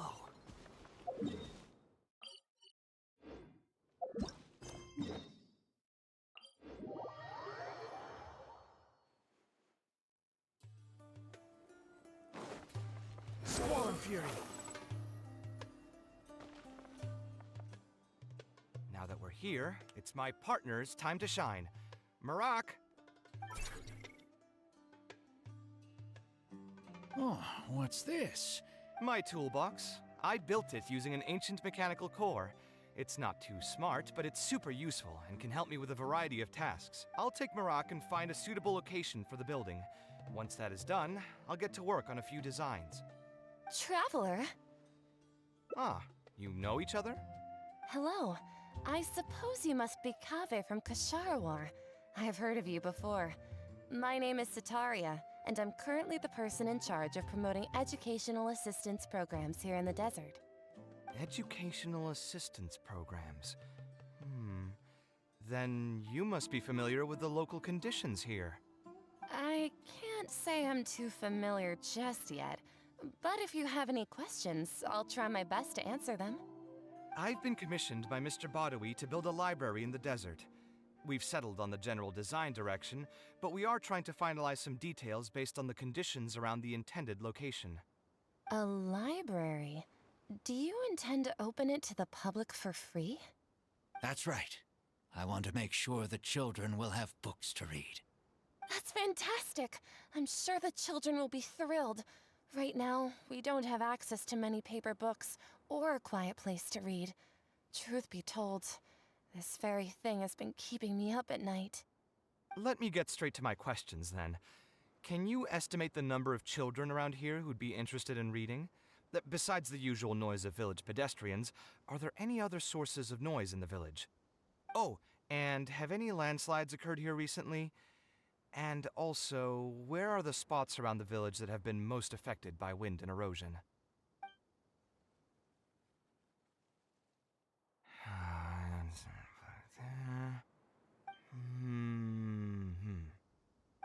All right, that should be everything. Badawi, let's go over the budget again. We'll keep the building structure the same, but make the place a little bigger, so it'll be able to hold more people and get better natural light. The parts of the project that cost the most will be the insulation and ventilation materials. I'm sure you understand, no one likes to read in a place that's hot and stuffy. I want to make significant changes to the arrangement of the bookshelves, tables, and chairs. I'll go over the specifics of that shortly. I have two plans in mind. Both are pretty minimalist in style, but will provide a very different ambiance from the world outside. Our final cost should be around 70% of the last figure I quoted. The whole thing should take around half a year to complete. Marak has produced a sketch for all of you to see. If everyone's okay with it, then we'll proceed with that as the formal plan. The inspiration just came to me naturally. All I did was put thoughts to paper.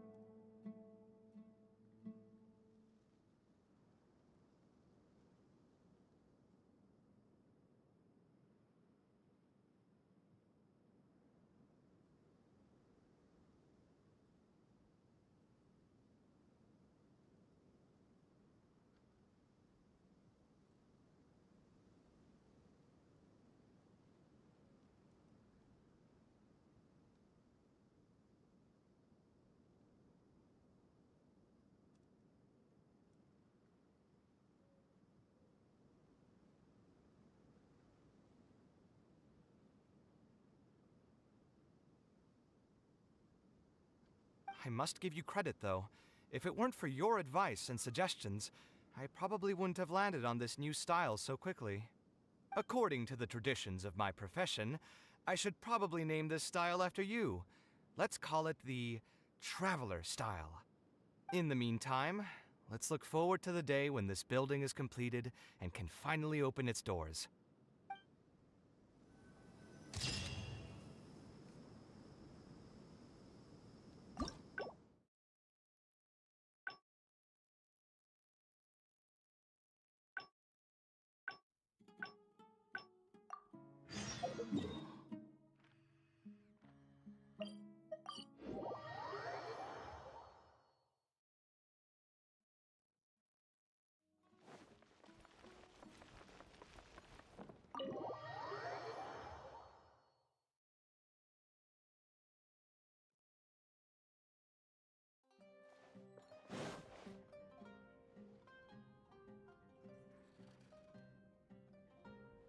Taking this commission was truly the worst decision ever.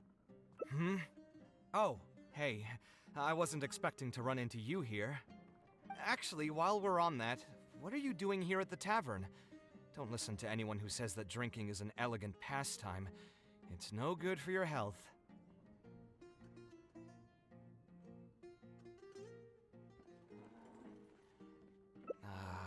So you saw all that, did you? Ugh, I thought I was in the clear. I made sure to double-check that nobody I knew was around. Anyway, thanks for looking out for me. Honestly, it wasn't that big of a deal. I'm used to it by now. Stress is just an inescapable part of being a working adult. Boss, I'll have a glass of wine. Same as last time. Do you want something too? I'll put it on my tab. Wine and a glass of juice coming right up. I know you're already keeping a secret from me, but if you could add this one to the list as well, I'd really appreciate it. Arguing with a client is not a good look for me. If word gets out, other potential clients might be afraid to work with me. That guy, though, what was he even going on about? All those ridiculous demands of his? He's just a blabbering fool trying to act like a know-it-all.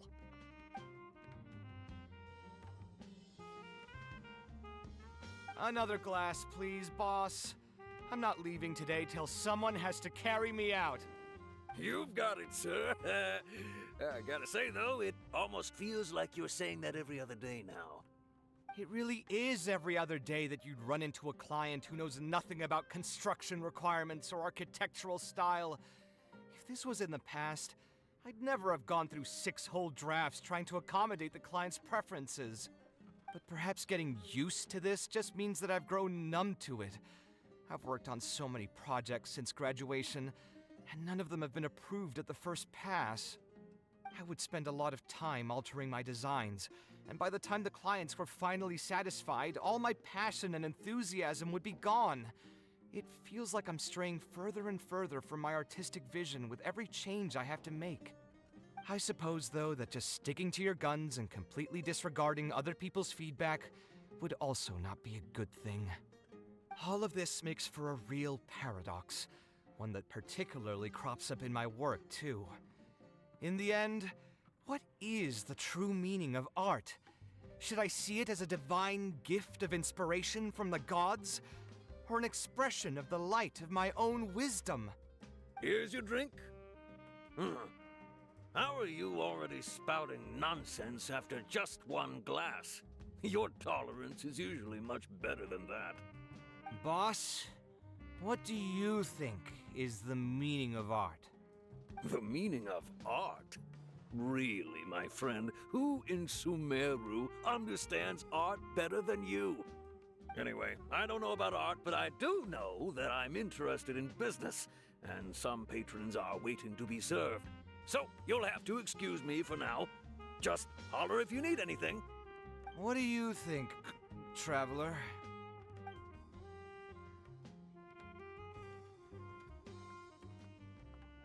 Yes, art shouldn't be self-indulgent entertainment saved for the elite. Let's say that I built a house for someone. If they don't like how it looks, then no matter how brilliant it may appear to me, they won't be happy with it.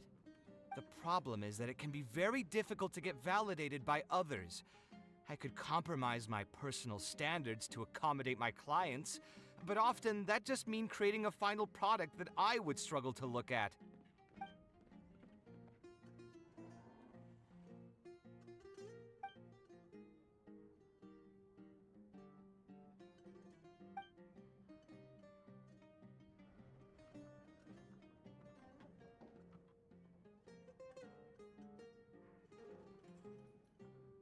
Sounds great to me.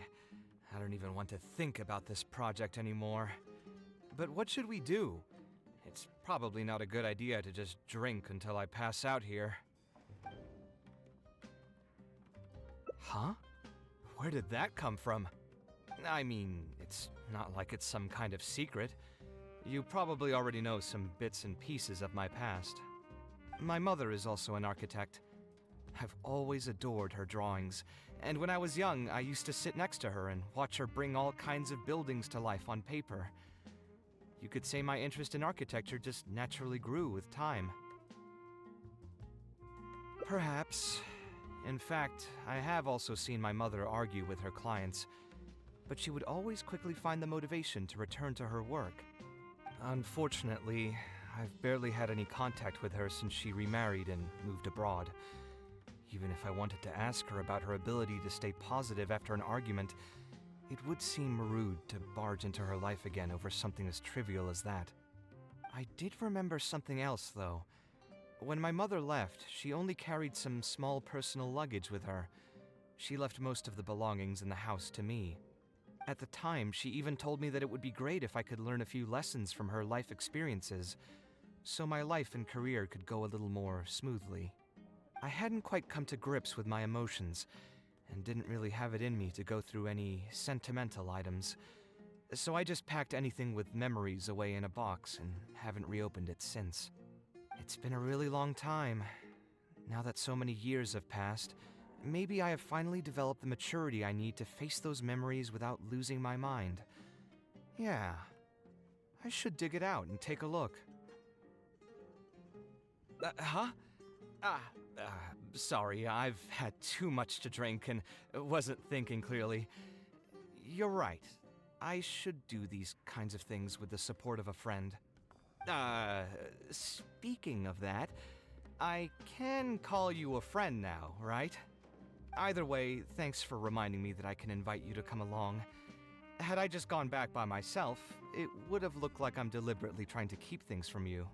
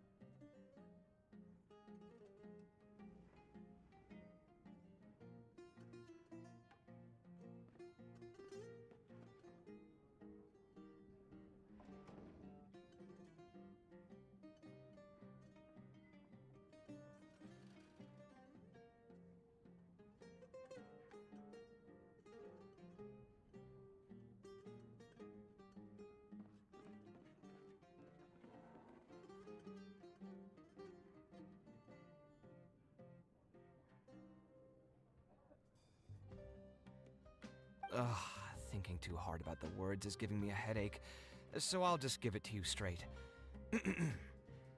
Thanks to your advice, I have decided to put my current projects on pause for now, and spend some time trying to rekindle the passion for my craft.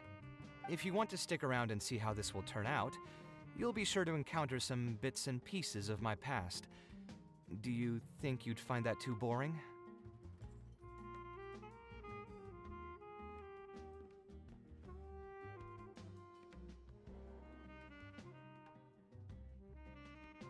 All right, then let's head back together. I mean, you already know where I live. Who knew that the day would come when I too would have some friends over? Let me see. I should have tidied up the place before I left the house this morning. Alhaitham shouldn't be home now either. He's usually in the records room at this time of the day. Anyway, there's no more time for drinks. I'll go take care of the bill.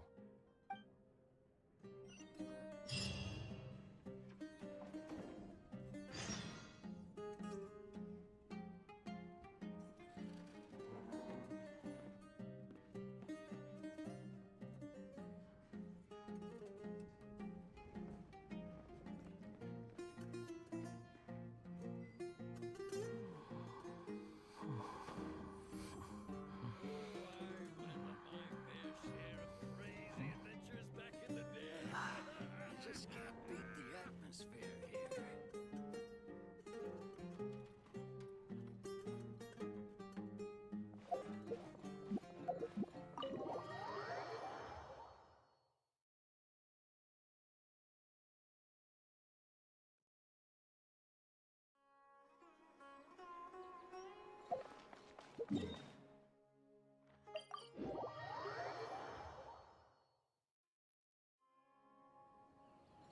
Quit following me.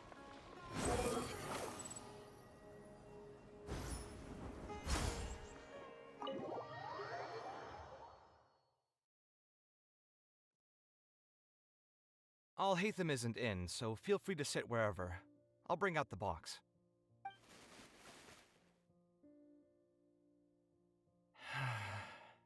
Oh, nothing. I just didn't realize how much time had passed. The box is pretty dusty, which means it's already been a while since I've moved into this place, and many years since my mother moved to Fontaine. I'm happy for her. I hope she'll be able to find happiness there. She raised me all by herself after my father passed away. It definitely wasn't easy for her. Anyway, enough about that. Let's see what I packed into this box. What are all these things? Oh, I remember now. This is a drawing I made in Port Ormos. Obviously, I wouldn't call it anything special now, but I was less than 5 years old when I made this drawing. That's more than 20 years ago. You could say it's pretty good for a child of that age. Now that I've said that out loud, I suppose I do have some level of artistic talent, right? Criticism and self-doubt have always been a part of the artistic process. Without criticism, there can be no improvement. It's normal for me to question my abilities from time to time. I admit that I may have spent a little too long questioning myself this time around, but as you know, the heart tends to dwell on whatever it pleases. Anyway, never mind. The more I talk about it, the less confident I feel. Let's see what else we have in the box. Ah, my building blocks! It's been years since I've last seen these. When I was a kid, I used to stack them super high, and could even stabilize the tower to keep it from tumbling over. Oh, and this blueprint. I made it by copying my mother's sketch, and the aspect ratio was horrendous. It's still technically the first blueprint I made myself, though. I was super proud of myself when I finished it, and put it in the same pile as my mother's sketches, hoping she'd notice and compliment me for my good work. Unfortunately, my mother didn't realize that I had put it there. When she had a meeting with a client the next day, she handed my blueprint to him by mistake. The client was completely confused by this new blueprint, but apparently he felt too tongue-tied to question such a famous architect. It was only a few days later that he finally gathered up the courage to pay my mother a visit. He asked, "The door in this blueprint is even taller than the roof. Is this supposed to be part of the design?"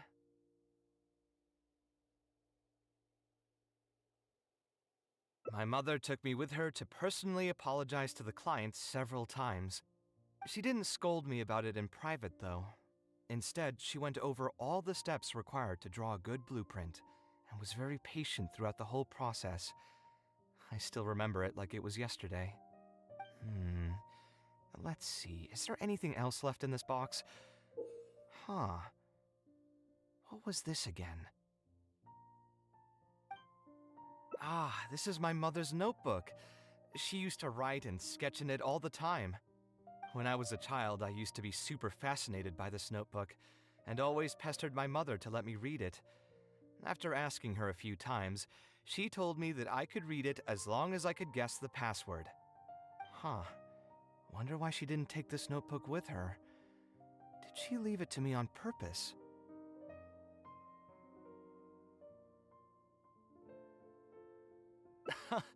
If only I could. I never managed to guess the password. Hey, it's not a matter of time, it's a matter of inspiration. That's what we need to guess the password. Who knows? Maybe this time something will click in my head, and the answer will just present itself. Let me think. What could it be?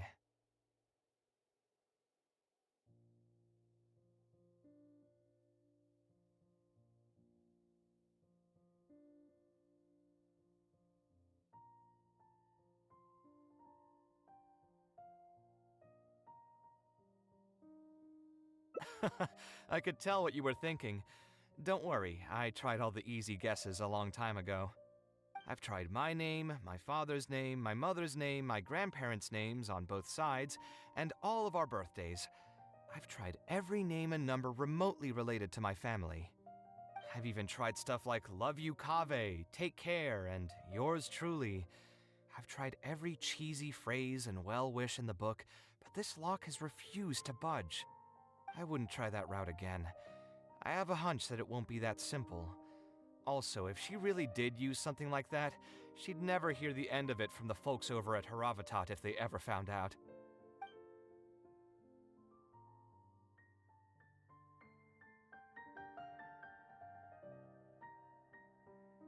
So we could find someone who was close to my mother and see if they might know anything?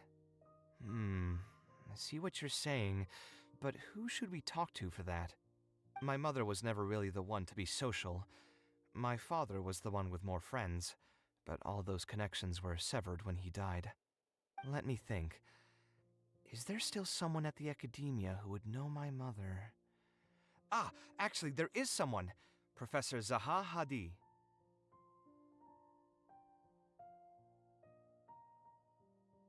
Huh, you've never really heard of her? She's a famous Gasharwar scholar and leading expert in formal garden design. My mother studied under her as a student many years ago. Professor Zaha Hadi published many works during her career, so I was able to learn a lot by studying her essays. If there's anyone who still remembers my mom, it'd be her. She's older now and is no longer teaching at the academia. But if I remember correctly, she spends most of her time around the Bimarstan area. Let's go take a look. We might run into her if we're lucky.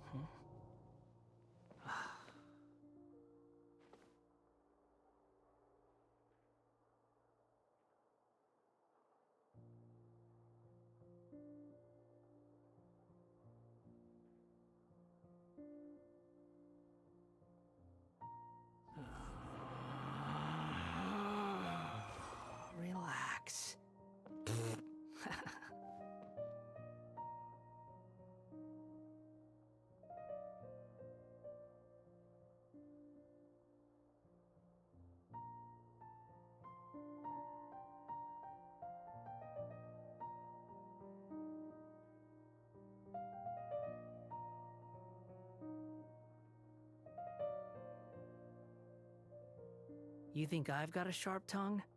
I just tell it like it is. If someone can't handle it, maybe that's their problem.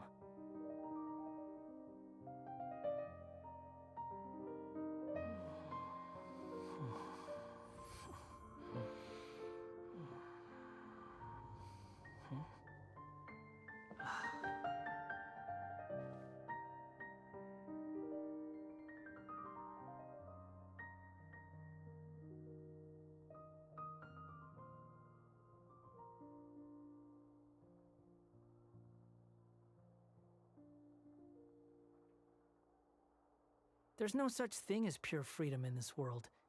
Even the wind cannot blow on forever.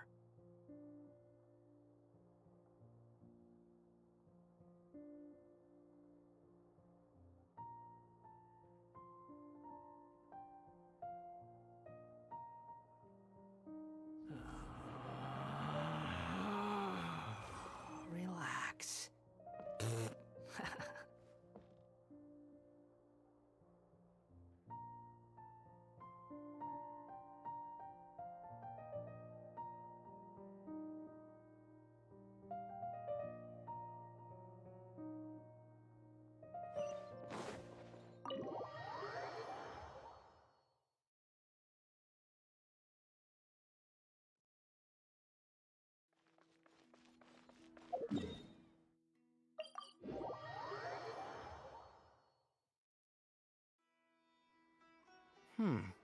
What am I supposed to do now?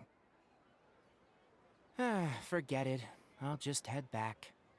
Tainari, what are you doing here? Oh, it's you. Good to finally see you again. I came into the city to buy some experiment reagents, hoping to bring them back with me to Gandharvaville. But as soon as I got here, I noticed someone banging on Cyrus's door. You've all heard of Cyrus, right? He's an ex-sage and Cyno's adoptive father. I was thinking about going over to ask what's happening. That granny over there may appear old and frail, but her vocal cords certainly sound loud and healthy as ever. Granny? Yeah, she's just over there. You can go check out the situation yourselves in a moment. Kaveh, were you at the tavern? I had a quick drink or two. Can you still smell the alcohol? Drinking in broad daylight. Really?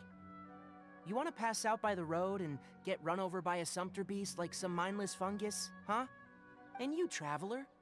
You didn't try to stop him?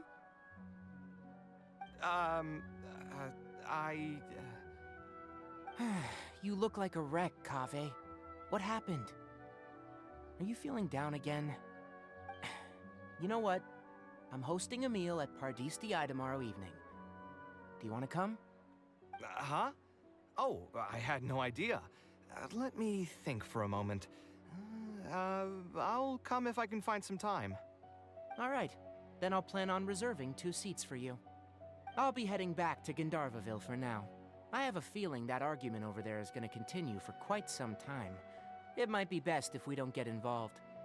A granny who lives nearby. Let's go take a look.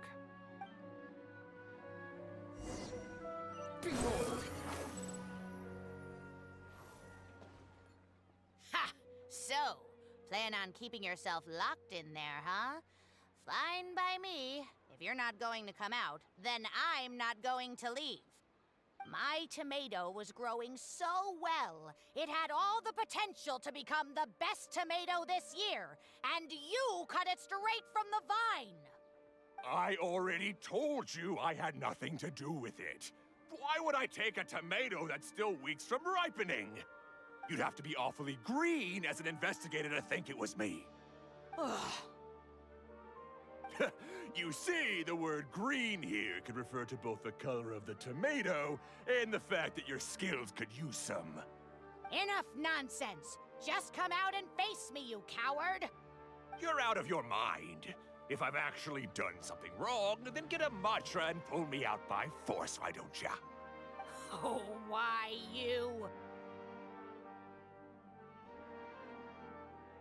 Professor Zahahadi? And who are you? Oh, Kaveh. Fancy seeing you here. How long has it been? Come on, get over here and let the professor take a good look at you. Not bad, not bad. You've grown taller again. Professor, what's going on here? It's no big deal, really. A few of us old scholars got bored in our retirement and decided to put together a vegetable growing competition. At the end, whoever loses will have to go up on stage and do a performance for the winners. Which brings us to our current predicament. My tomato was sure to win until a certain someone decided they couldn't bear to lose. Hey, don't try to defame me in front of the kids. If we're airing out each other's dirty laundry now, then why don't we talk about you sneaking into Janot's garden the other night? Ahem! Lucky for you, seeing these youngsters come to pay their respects today has put me in a better mood. I'll let you off the hook, for now. Come on, let's go. We'll take our conversation elsewhere. He doesn't need to be a part of it. Yes, of course.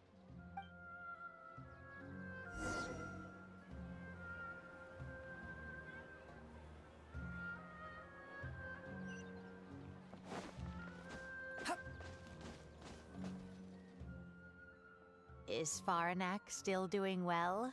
Yes, as far as I know. She left for Fontaine some time ago and started a new life for herself. She's still doing work related to architecture, though. Ah, yes. I did hear about that. Did that upset you at all? No, not at all. She's already sacrificed a lot raising me as a single mother. That's good to hear. Your mother did struggle quite a bit those few years. It's probably a good thing that she found a new place to call home. Sometimes I wonder if things were harder for her because she was so beautiful. People were always drawn to her beauty first, only to realize she had a sensitive and vulnerable heart underneath. She was still quite young when she first joined my class as a student. Beautiful and radiant with her golden hair, yet quiet and single-minded. She seemed like a lass from some aristocratic house who was seeing the outside world for the first time. She had to make a lot of drastic changes in her life to raise you on her own. Even during her time in the academia, she was a thorough perfectionist. If she was unsatisfied with something she had made, she'd insist on redoing it, even if I was perfectly happy with it. She had many admirers, and they'd always fill up the first few rows of seats, hoping they could get closer to her sitting in the first row. If it were any of my other classes, you'd have found nobody sitting in the front. But every time I saw her, she was always in that same rigid pose. She'd have one hand on her forehead with the other clutching her pencil. Her eyebrows would be knitted in a frown as she concentrated on the blueprint in front of her. I'm sure she had many difficult moments in her life. How did she cope with the stress?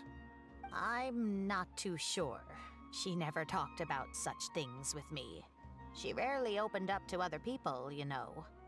I do remember one time, though, when she got into a heated argument with a friend.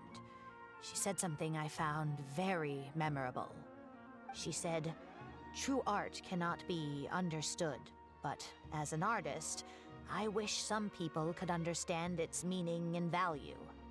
If you ask me, that's probably the greatest source of pain for geniuses of their craft. It's extremely hard for them to find someone who can truly understand their ideas. So that's how it is. I wonder if the password could be...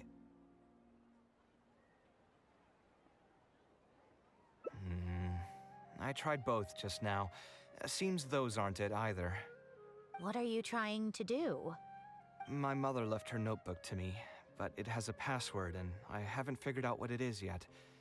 I'm trying to learn more about her so I'd have a better chance at cracking the code. Thank you for all that you told us. It's the least I can do. Talking to youngsters like yourself makes me feel younger too. Honestly, looking at you now, I can see how much you resemble her. It's almost as if she's standing right in front of me again. Your personalities are quite alike, too. You're both stubborn and both a little awkward.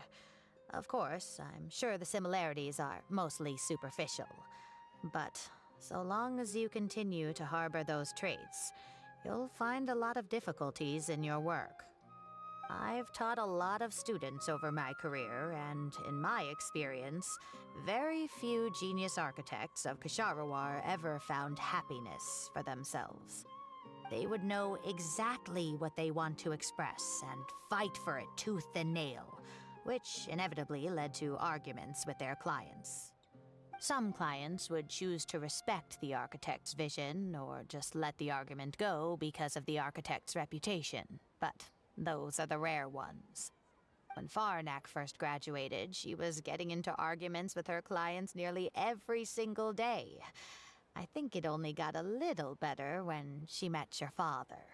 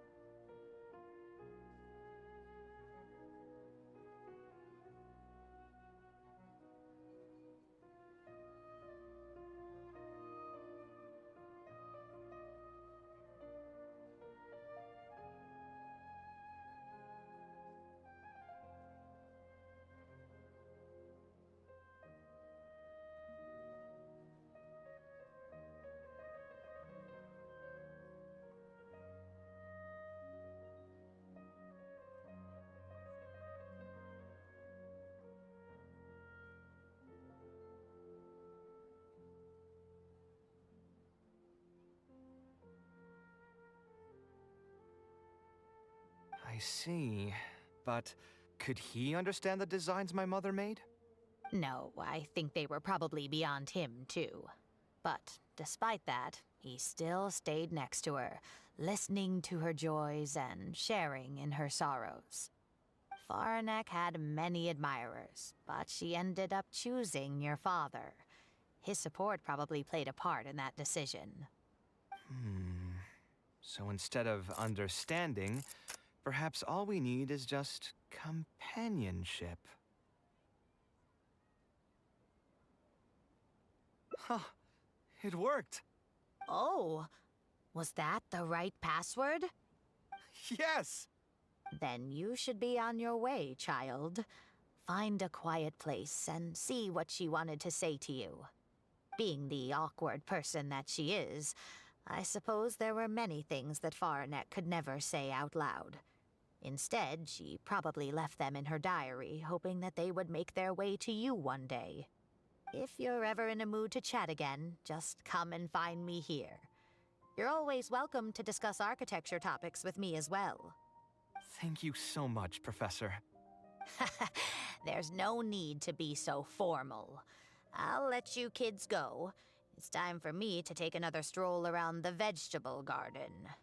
I wonder what my mother could have written about. They all say Zaha Hadid's class is the toughest, but I think it's actually not too bad. On the other hand, though, structural mechanics is definitely a pain, no matter how you try to approach it. I doubled down and managed to get through it in the end. I met someone special. At first, I didn't think much of him, but now, I feel very happy whenever I get to spend time with him. We decided to name our son Kaveh. I don't think a younger me would have ever imagined forming such an intimate bond with another person. Back then, I lived only in the shadow of myself, as well as that of the dream in my heart. The bad news came. And even though it's been several days now, I still can't bring myself to come to terms with what happened. My eyes are so swollen, it's hard to see. What if they're all lying to me? And this is just a long, cruel dream. But I have to face reality. I still have someone to take care of. No matter what happens, I'll do my best to raise my son on my own. Huh? Is this a drawing? Seems like it was done by my mother.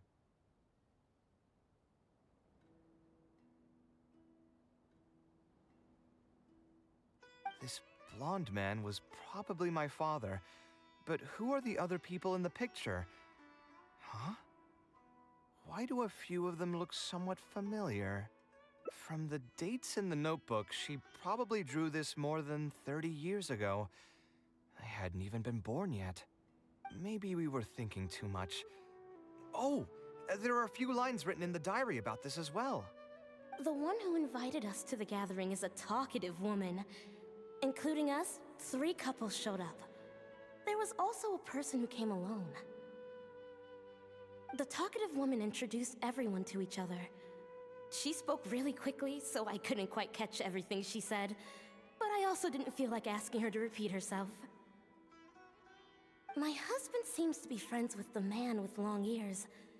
I couldn't really join their conversation, so I've resigned myself to sitting in a corner and drawing in my notebook. I don't think I'd be able to become friends with any of these people, especially that stiff-looking couple. That man is certainly very handsome, but he would constantly alternate between disjointed and serious ways of talking. His wife is a bit more bearable. We were not acquainted with each other to begin with, and I doubt we'll see each other again after this gathering. The ambiance of this gathering is surprisingly pleasant, however. Talking to people can allow us to find some peace after a long day. Maybe my son will also partake in these gatherings in the future. I hope he'll be able to make many friends. Who would have thought my mother used to attend that kind of thing? It seems she was only good at talking about her own work, and found it difficult to join into other conversations. As a result, she often kept to herself and would be off to the side, drawing. There's more written on the back. Oh, it seems like it was written to me. Kaveh. I was both overjoyed and distressed when I learned of your decision to continue your studies in Kasharawar. You are very talented, and I am confident that you will become an architect of much acclaim. However, the more talented you are as an artist, the more misery and anguish you may encounter. No one will be able to help you during your journey as an artist. But outside of your life as a creator, you can learn to form connections with other people and enjoy many other things in life. It's the only way to alleviate your suffering.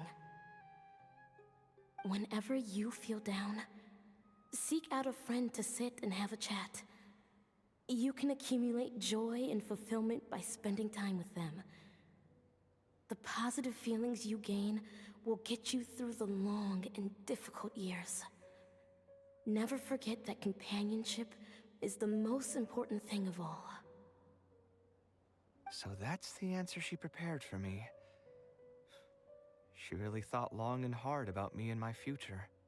Well, now that I've read her words, do you think I should accept Tainari's invite and attend that dinner at Pardis Di? The thought definitely crossed my mind. Although it'd be nice to get together with friends and chat the night away, I don't want to bring down other people's moods because I'm sad.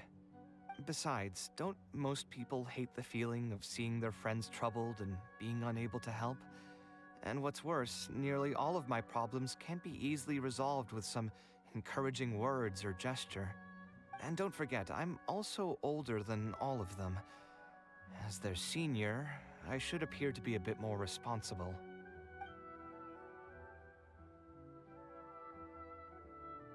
Huh, you're right. I really didn't expect to run into him here. I swear, his nose must be just as sensitive as his ears.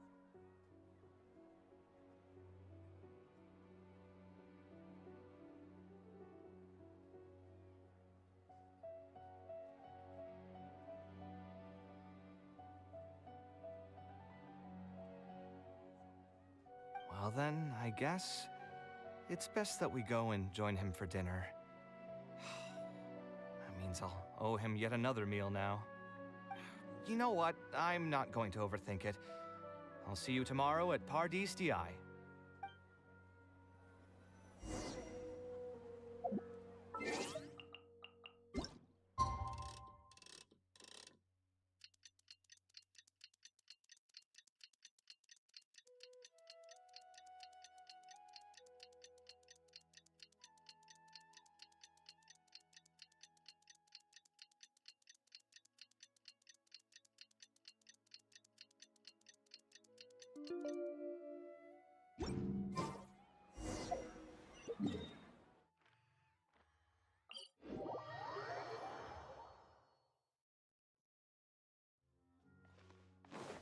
The wind rises.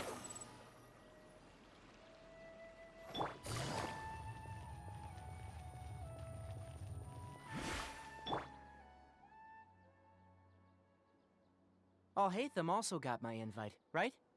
Will he be coming to join us? That guy? He's never been a fan of social gatherings. I wouldn't get my hopes up if I were you. Are you sure? All right then. I guess we won't wait for him. Yeah, let's go. I mean, maybe we should give him a little more time. We can keep chatting for a while longer. Oh, sure. You still haven't told me, what's the occasion for getting us together here at Pardis Di? We're celebrating the end of the first phase of Kale's studies. I wanted to thank you all for the help you've given her along the way. Then where's Kale? She said she wanted to show everyone a bit of what she's learned, so she's still doing some last-minute prep at home. She'll be here shortly. Anyway, let's get started. To tell you the truth, I'm actually not so confident that the second phase will go as well as the first. The curriculum will become a lot more involved, and I'm worried that she won't be able to get through all of it. I was hoping we could brainstorm about it together before she gets here. I knew this wouldn't be just a simple free dinner. Is that why you also invited Alhaitham? Yes, I thought it would be good if we could all put our heads together about this. Anyway, let's take a quick trip down memory lane. What did you guys do when you ran into a problem that you didn't know how to solve? Or got assigned a project that you knew you weren't gonna finish on time? Never happened to me. I'd just pull another all-nighter. You two are hopeless. Does anyone have a more useful answer to the question? Ooh, that's a good point. Confidence is the most important thing. Once you lose your sense of confidence, it'll become all but impossible to find the motivation to study. This could be a potential direction. I have already redesigned the literacy curriculum, and I was originally hoping to ask Alhaitham for his opinion, but... It's very simple. Instead of focusing on the amount of material you would like to teach, focus on the amount the student would be able to remember. Wow, you actually showed up. I could probably count the number of times you've actually come to gatherings like this on just one hand. It's still more than the number of times you've managed to get a proposal approved on the first try. As long as you're still aware. So, what made the difference this time? Are you looking to drink your sorrows away with some friends? That's your purpose for being here, not mine. Don't project your ways of thinking onto me. So you're saying the only reason you came is to help Tainari with his brainstorming? Precisely. Kale will have a long road in front of her. Hey, just to get one thing clear. Even if Kale manages to make her way to the academia, we cannot let her enroll in her avatat. Ksharawar is obviously the best choice for her. She's been a trainee forest ranger for so long, she'll definitely be good with her hands. What are you saying? Spontamad is the better choice. It's where I graduated from, after all. Then what about Amorta? That's the Darshan her master actually graduated from. There are only 2 other Darshans left. We might as well select all of them on her enrollment application. I'm trying to have a serious discussion here. Traveler, you aren't associated with any of the 6 Darshans. In your opinion, which Darshan would be the best choice for Kale? Well said. Agreed. And my goal in inviting you here was to gather some thoughts on the execution of this second phase. Phase 2 far exceeds Phase 1 in both curriculum complexity and the speed of instruction. I hope Kale has prepared herself for what is coming. Hey, what are you thinking now? Please don't tell me you're planning on lending her those abstruse books from your home library. Actually, I was thinking about lending her a professions guide. I'll make sure to write, "Don't become an architect" on the front page of that. You're right. I can't deny that. Is there another phase after Phase 2? What's the ultimate goal of all of this? Are we trying to prepare her for a job in the academia?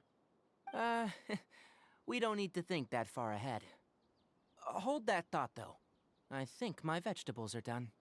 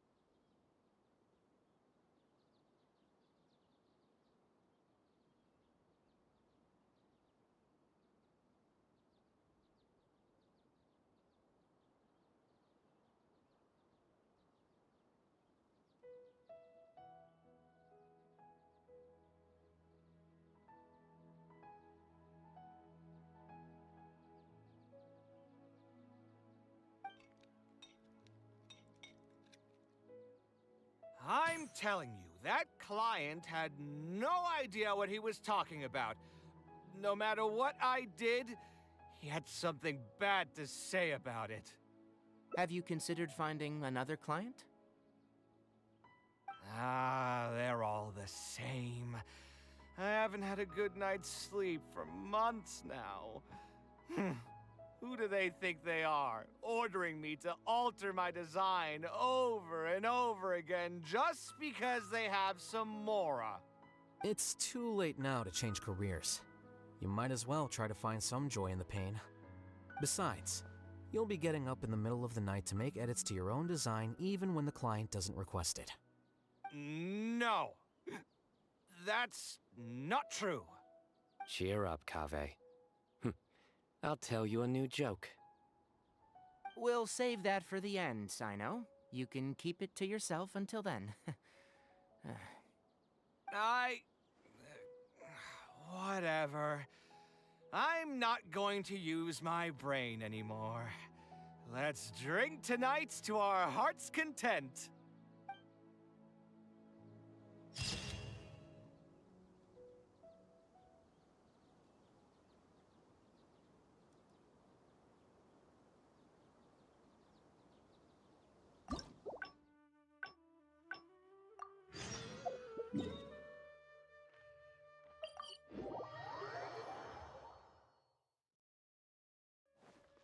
Swallow Fury!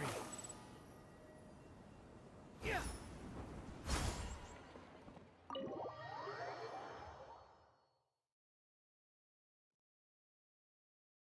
Alhaitham isn't in, so feel free to sit wherever. I'll bring out the box.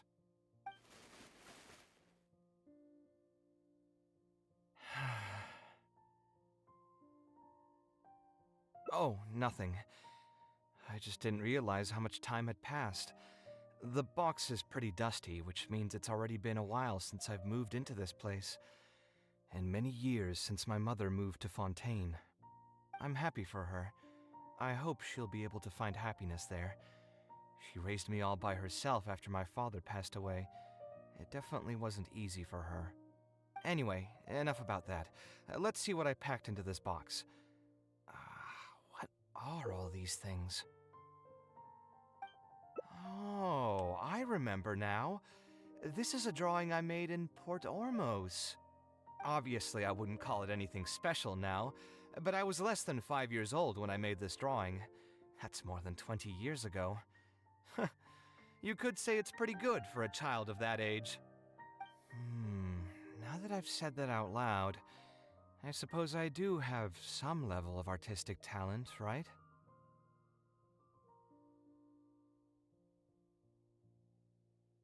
Criticism and self-doubt have always been a part of the artistic process. Without criticism, there can be no improvement. It's normal for me to question my abilities from time to time. I admit that I may have spent a little too long questioning myself this time around, but as you know, the heart tends to dwell on whatever it pleases. Anyway, never mind. The more I talk about it, the less confident I feel. Let's see what else we have in the box. Ah, my building blocks! It's been years since I've last seen these. When I was a kid, I used to stack them super high, and could even stabilize the tower to keep it from tumbling over. Oh, and this blueprint. I made it by copying my mother's sketch, and the aspect ratio was horrendous. It's still technically the first blueprint I made myself, though. I was super proud of myself when I finished it, and put it in the same pile as my mother's sketches, hoping she'd notice and compliment me for my good work. Unfortunately, my mother didn't realize that I had put it there. When she had a meeting with a client the next day, she handed my blueprint to him by mistake.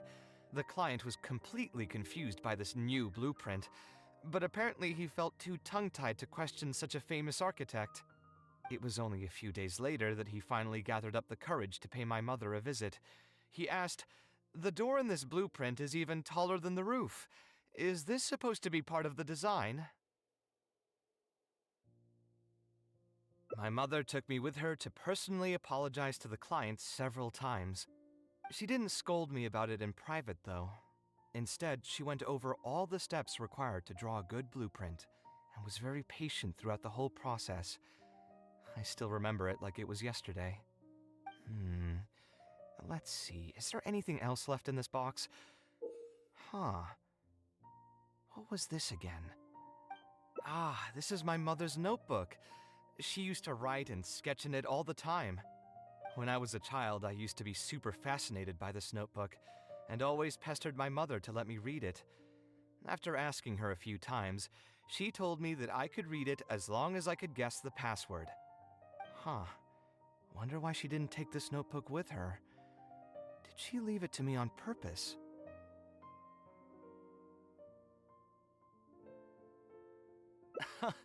If only I could. I never managed to guess the password. Hey, it's not a matter of time, it's a matter of inspiration. That's what we need to guess the password. Who knows? Maybe this time something will click in my head, and the answer will just present itself. Let me think. What could it be? I could tell what you were thinking. Don't worry, I tried all the easy guesses a long time ago. I've tried my name, my father's name, my mother's name, my grandparents' names on both sides, and all of our birthdays. I've tried every name and number remotely related to my family. I've even tried stuff like Love You Kave, Take Care, and Yours Truly. I've tried every cheesy phrase and well-wish in the book, but this lock has refused to budge. I wouldn't try that route again. I have a hunch that it won't be that simple. Also, if she really did use something like that, she'd never hear the end of it from the folks over at Haravatat if they ever found out. Yeah, you're right. Although I was hoping to find some words of wisdom from my mother, if I stop and think about it, her words may not be the advice that I need to hear right at this moment. Everyone's life journey is different.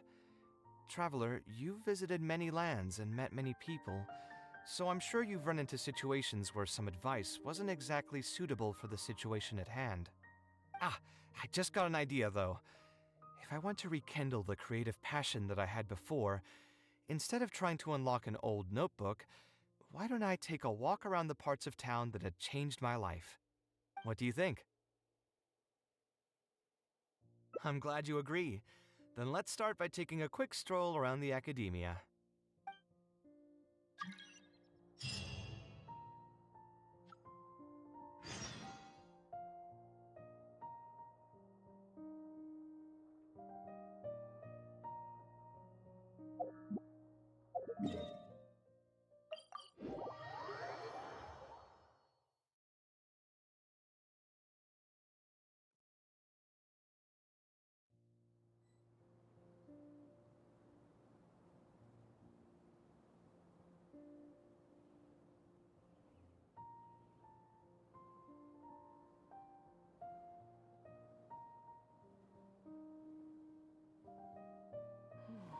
The wind rises.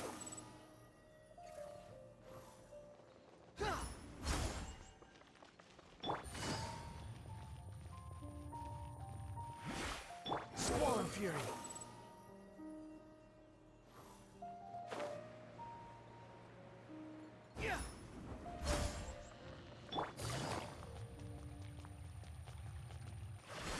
Behold!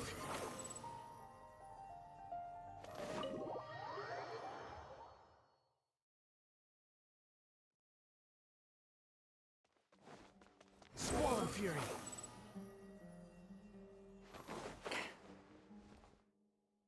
Of all the places in the academia, I remember this one most. When my studies got busy, I used to pull all-nighters here trying to finish my blueprints. Who doesn't miss their time at the academia? Life was a lot simpler then, and we all had far less troubles. I created many designs that I thought were beautiful in the House of Dana. I drew whatever came to mind, since I didn't have to care about budget constraints or turning them into reality. If I had to give a reason, it'd probably be because I like the ambiance here. The academia also had a rule that allowed scholars to annotate any physical books they came across. As a result, the books here are chock full of scholars' wisdom across many generations.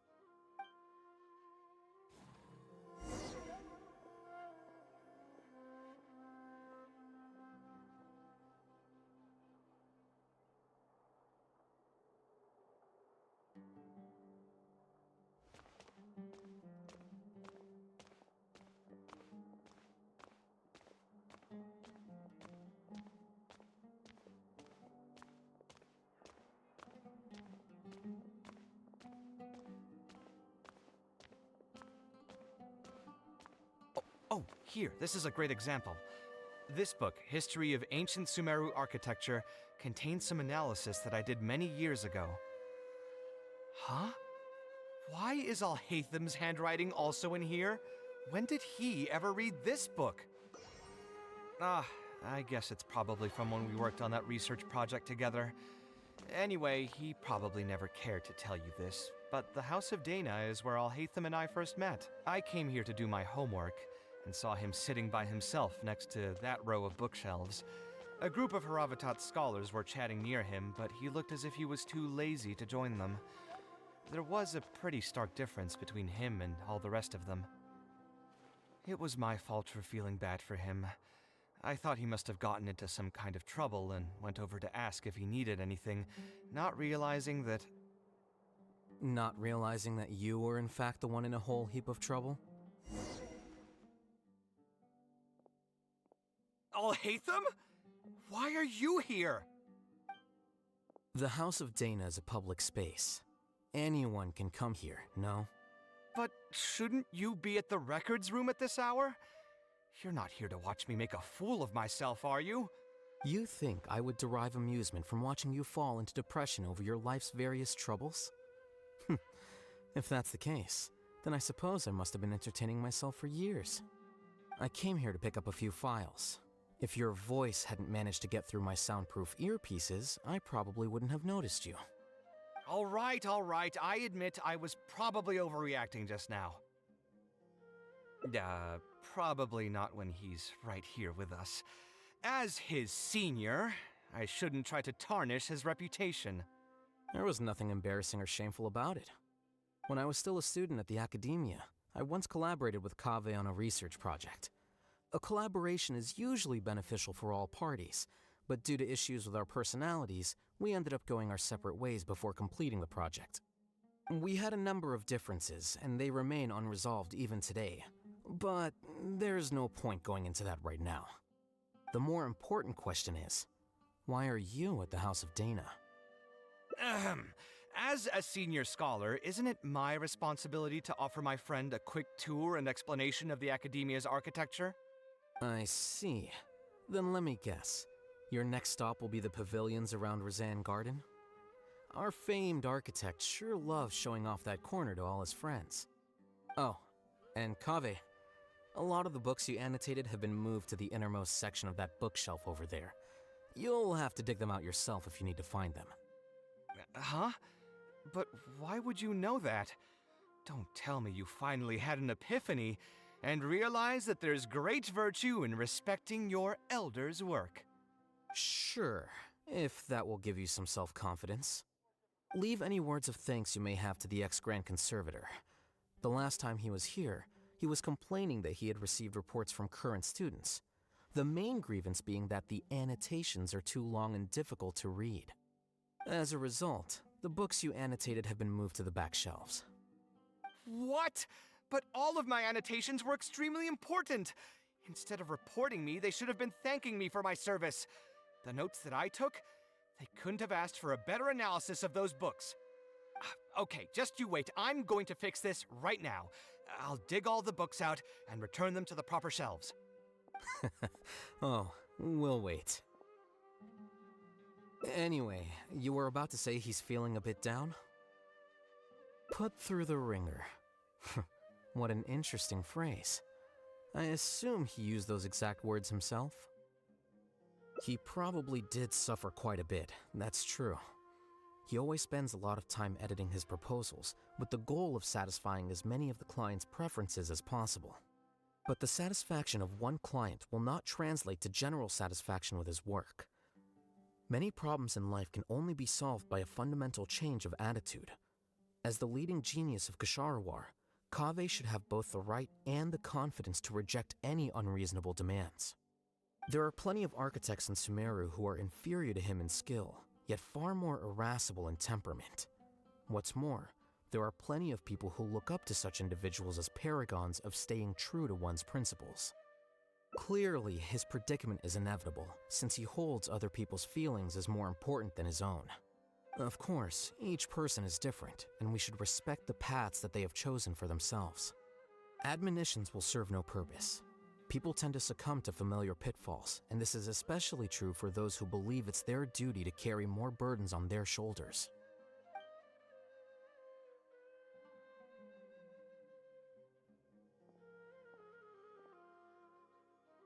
Looks like you were having an enjoyable chat while I was gone. Were you talking about me by any chance? What do you think? What else is there to talk about?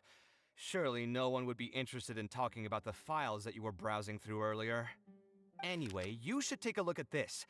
Look at this comment on page 82. Dear Kaveh, thank you so much for annotating this book in such detail. It was a great help to me. See that? Now that's how a student should treat their seniors. And it looks like you're already in a much better mood now. It really doesn't take much to make you happy, huh? Me? Happy? I'm mocking that retired blockhead for being so full of himself. He understands nothing about the true beauty of architecture. When I can find some time, I'll have a serious talk with him about making sure these books are put where they belong. Why don't you just move all the books yourself? It's not like he hasn't cursed you out before. What was that nickname he gave you while you were in the academia? The Urchin of Ksharawar? Kaveh had a habit of scribbling and writing in all kinds of books. Hey! You didn't need to bring that up. At least not when I'm still standing here. Oh, actually, I also found a really old sketch in one of the books over there. See? Doesn't it remind you of something?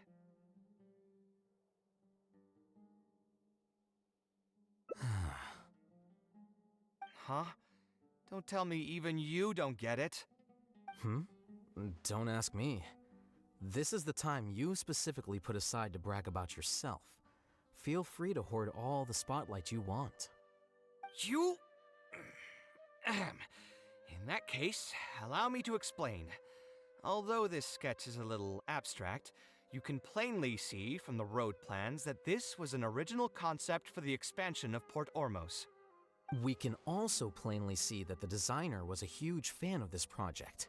It's the project he loves to talk about the most, second to the Palace of Alcazarzare.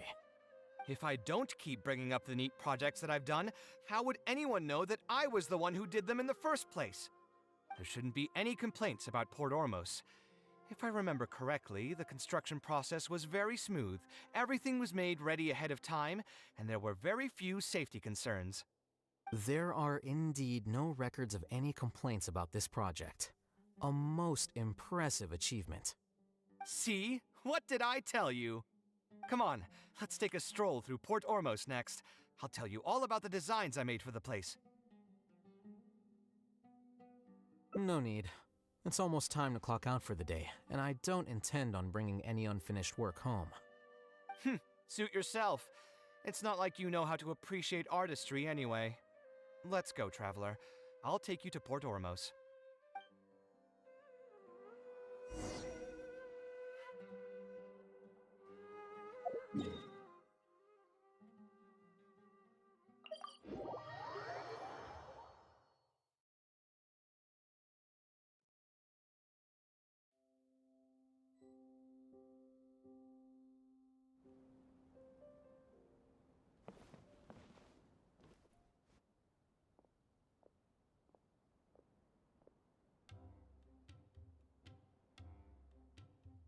Port Ormos.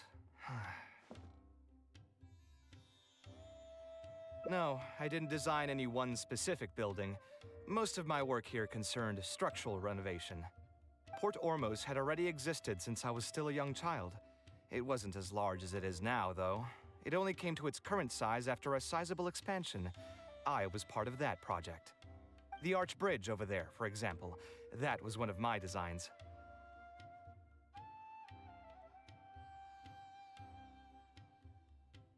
When I was first tasked with the project, I decided to reference the growth patterns of nearby trees to split Port Ormos into 2 levels. My goal was to improve the overall utilization of space. We ran into a lot of issues during construction, but thankfully, we were still able to achieve the original vision. Residents can now behold all the ships entering and leaving the harbor from the vantage point of the bridge, while visitors can recognize the site of Port Ormos from a long ways away. I was still young and new to the trade back then. I could hardly believe that an idea in my head could become reality and remain in the world for many years to come. The true cornerstone of the creative process. The point about the design that will be ultimately used to judge its true worth. It was the first time that it became crystal clear in my mind. Once built, a building will continue to stand. Countless people will see it, and countless more will step inside it. Its final worth, whether it's good or bad, will be assessed by the countless generations of people that interact with the building during their lives. You think so? I'm glad to hear that. But even with this project, I still had one small regret. My budget was tight, and I was unable to use the higher quality timber I had originally intended for the design. I knew that some concessions on aesthetics would be needed as soon as I agreed to a proposal that prioritized the practical functions of the project. Us creative types know better than anyone that most projects cannot be completed without a few regrets. Even the Palace of Alcazarzare was not perfect. Yeah, you're right. I should learn to look toward future opportunities and believe that any regrets I have can be overcome in time. We've spent long enough here. There's still one last place I want to go, but it's a little far. Would you be interested in a quick trip to the desert? Great. Most of my projects over the last few years have had something to do with the desert, partially because there's a special place there that I often visit. This is a rare opportunity, so why don't you come along and see it for yourself? If you ever feel down, maybe you'll be able to go there and feel better too.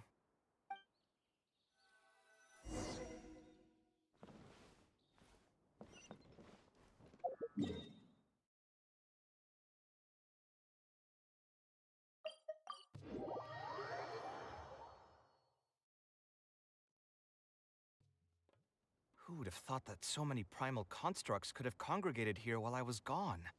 We won't be able to sit and talk peacefully with these guys around. Let's clear the area.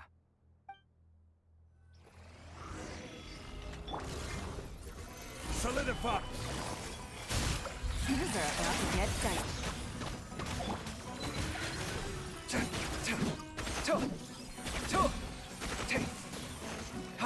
Come at me!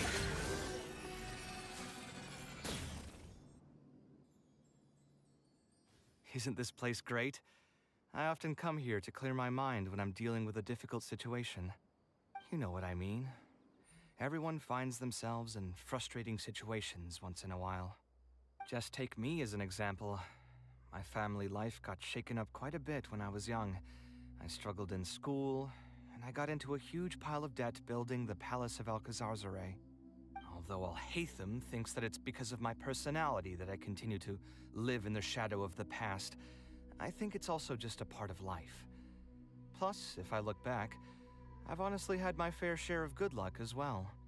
You could probably say I've followed in the path of my mother. Like her, I've gained a name for myself as an architect, built something that's seen as my magnum opus, and found many projects that others have entrusted to me to finish. Life is too boring when you live with no enthusiasm and passion. Only those who believe in the inherent meaning of it can capture the small nuances of everyday life and turn them into inspiration for beautiful designs. Of course, I will concede that loving something also means taking it to heart. So to an extent, caring is also a source of pain. If I didn't love my work, I wouldn't be so torn up about it all the time. But still, isn't this place beautiful? Despite the erosion from the winds and changing seasons, you can still perceive its past beauty and glory. With different landforms come different architectural styles. The desert's history has left it with few records regarding its buildings, so I often visit the desert to investigate things in person. The sight here has moved me ever since the first time I laid my eyes on it. I told myself that one day, I would also be able to create buildings that move others. My pain will one day fade into nothing, just as I reach the end of my life. But buildings are different. They are far more valuable than most materialistic things, and far more durable than human flesh. As long as there remain souls in the world who can decipher the meaning behind them, they will also have acknowledged me across the vast stream of time. If you were to ask me what art is, that would be my answer. You think so? But I feel I've always been like this. Remember that question I brought up before? The one about whether I should see art as a divine gift of inspiration from the gods, or as a product of my own existential struggle. I still haven't found an answer to that yet. But if art wasn't inherently paradoxical and enigmatic, then people probably wouldn't be drawn to it. Those who pursue art will be unable to avoid the pain that it naturally brings. Will often be floating on cloud 9 one second and sinking in a mire the next. I'll try gathering my thoughts again once I've found a way to define art in the first place. In any case, thank you so much for listening to everything I had to say.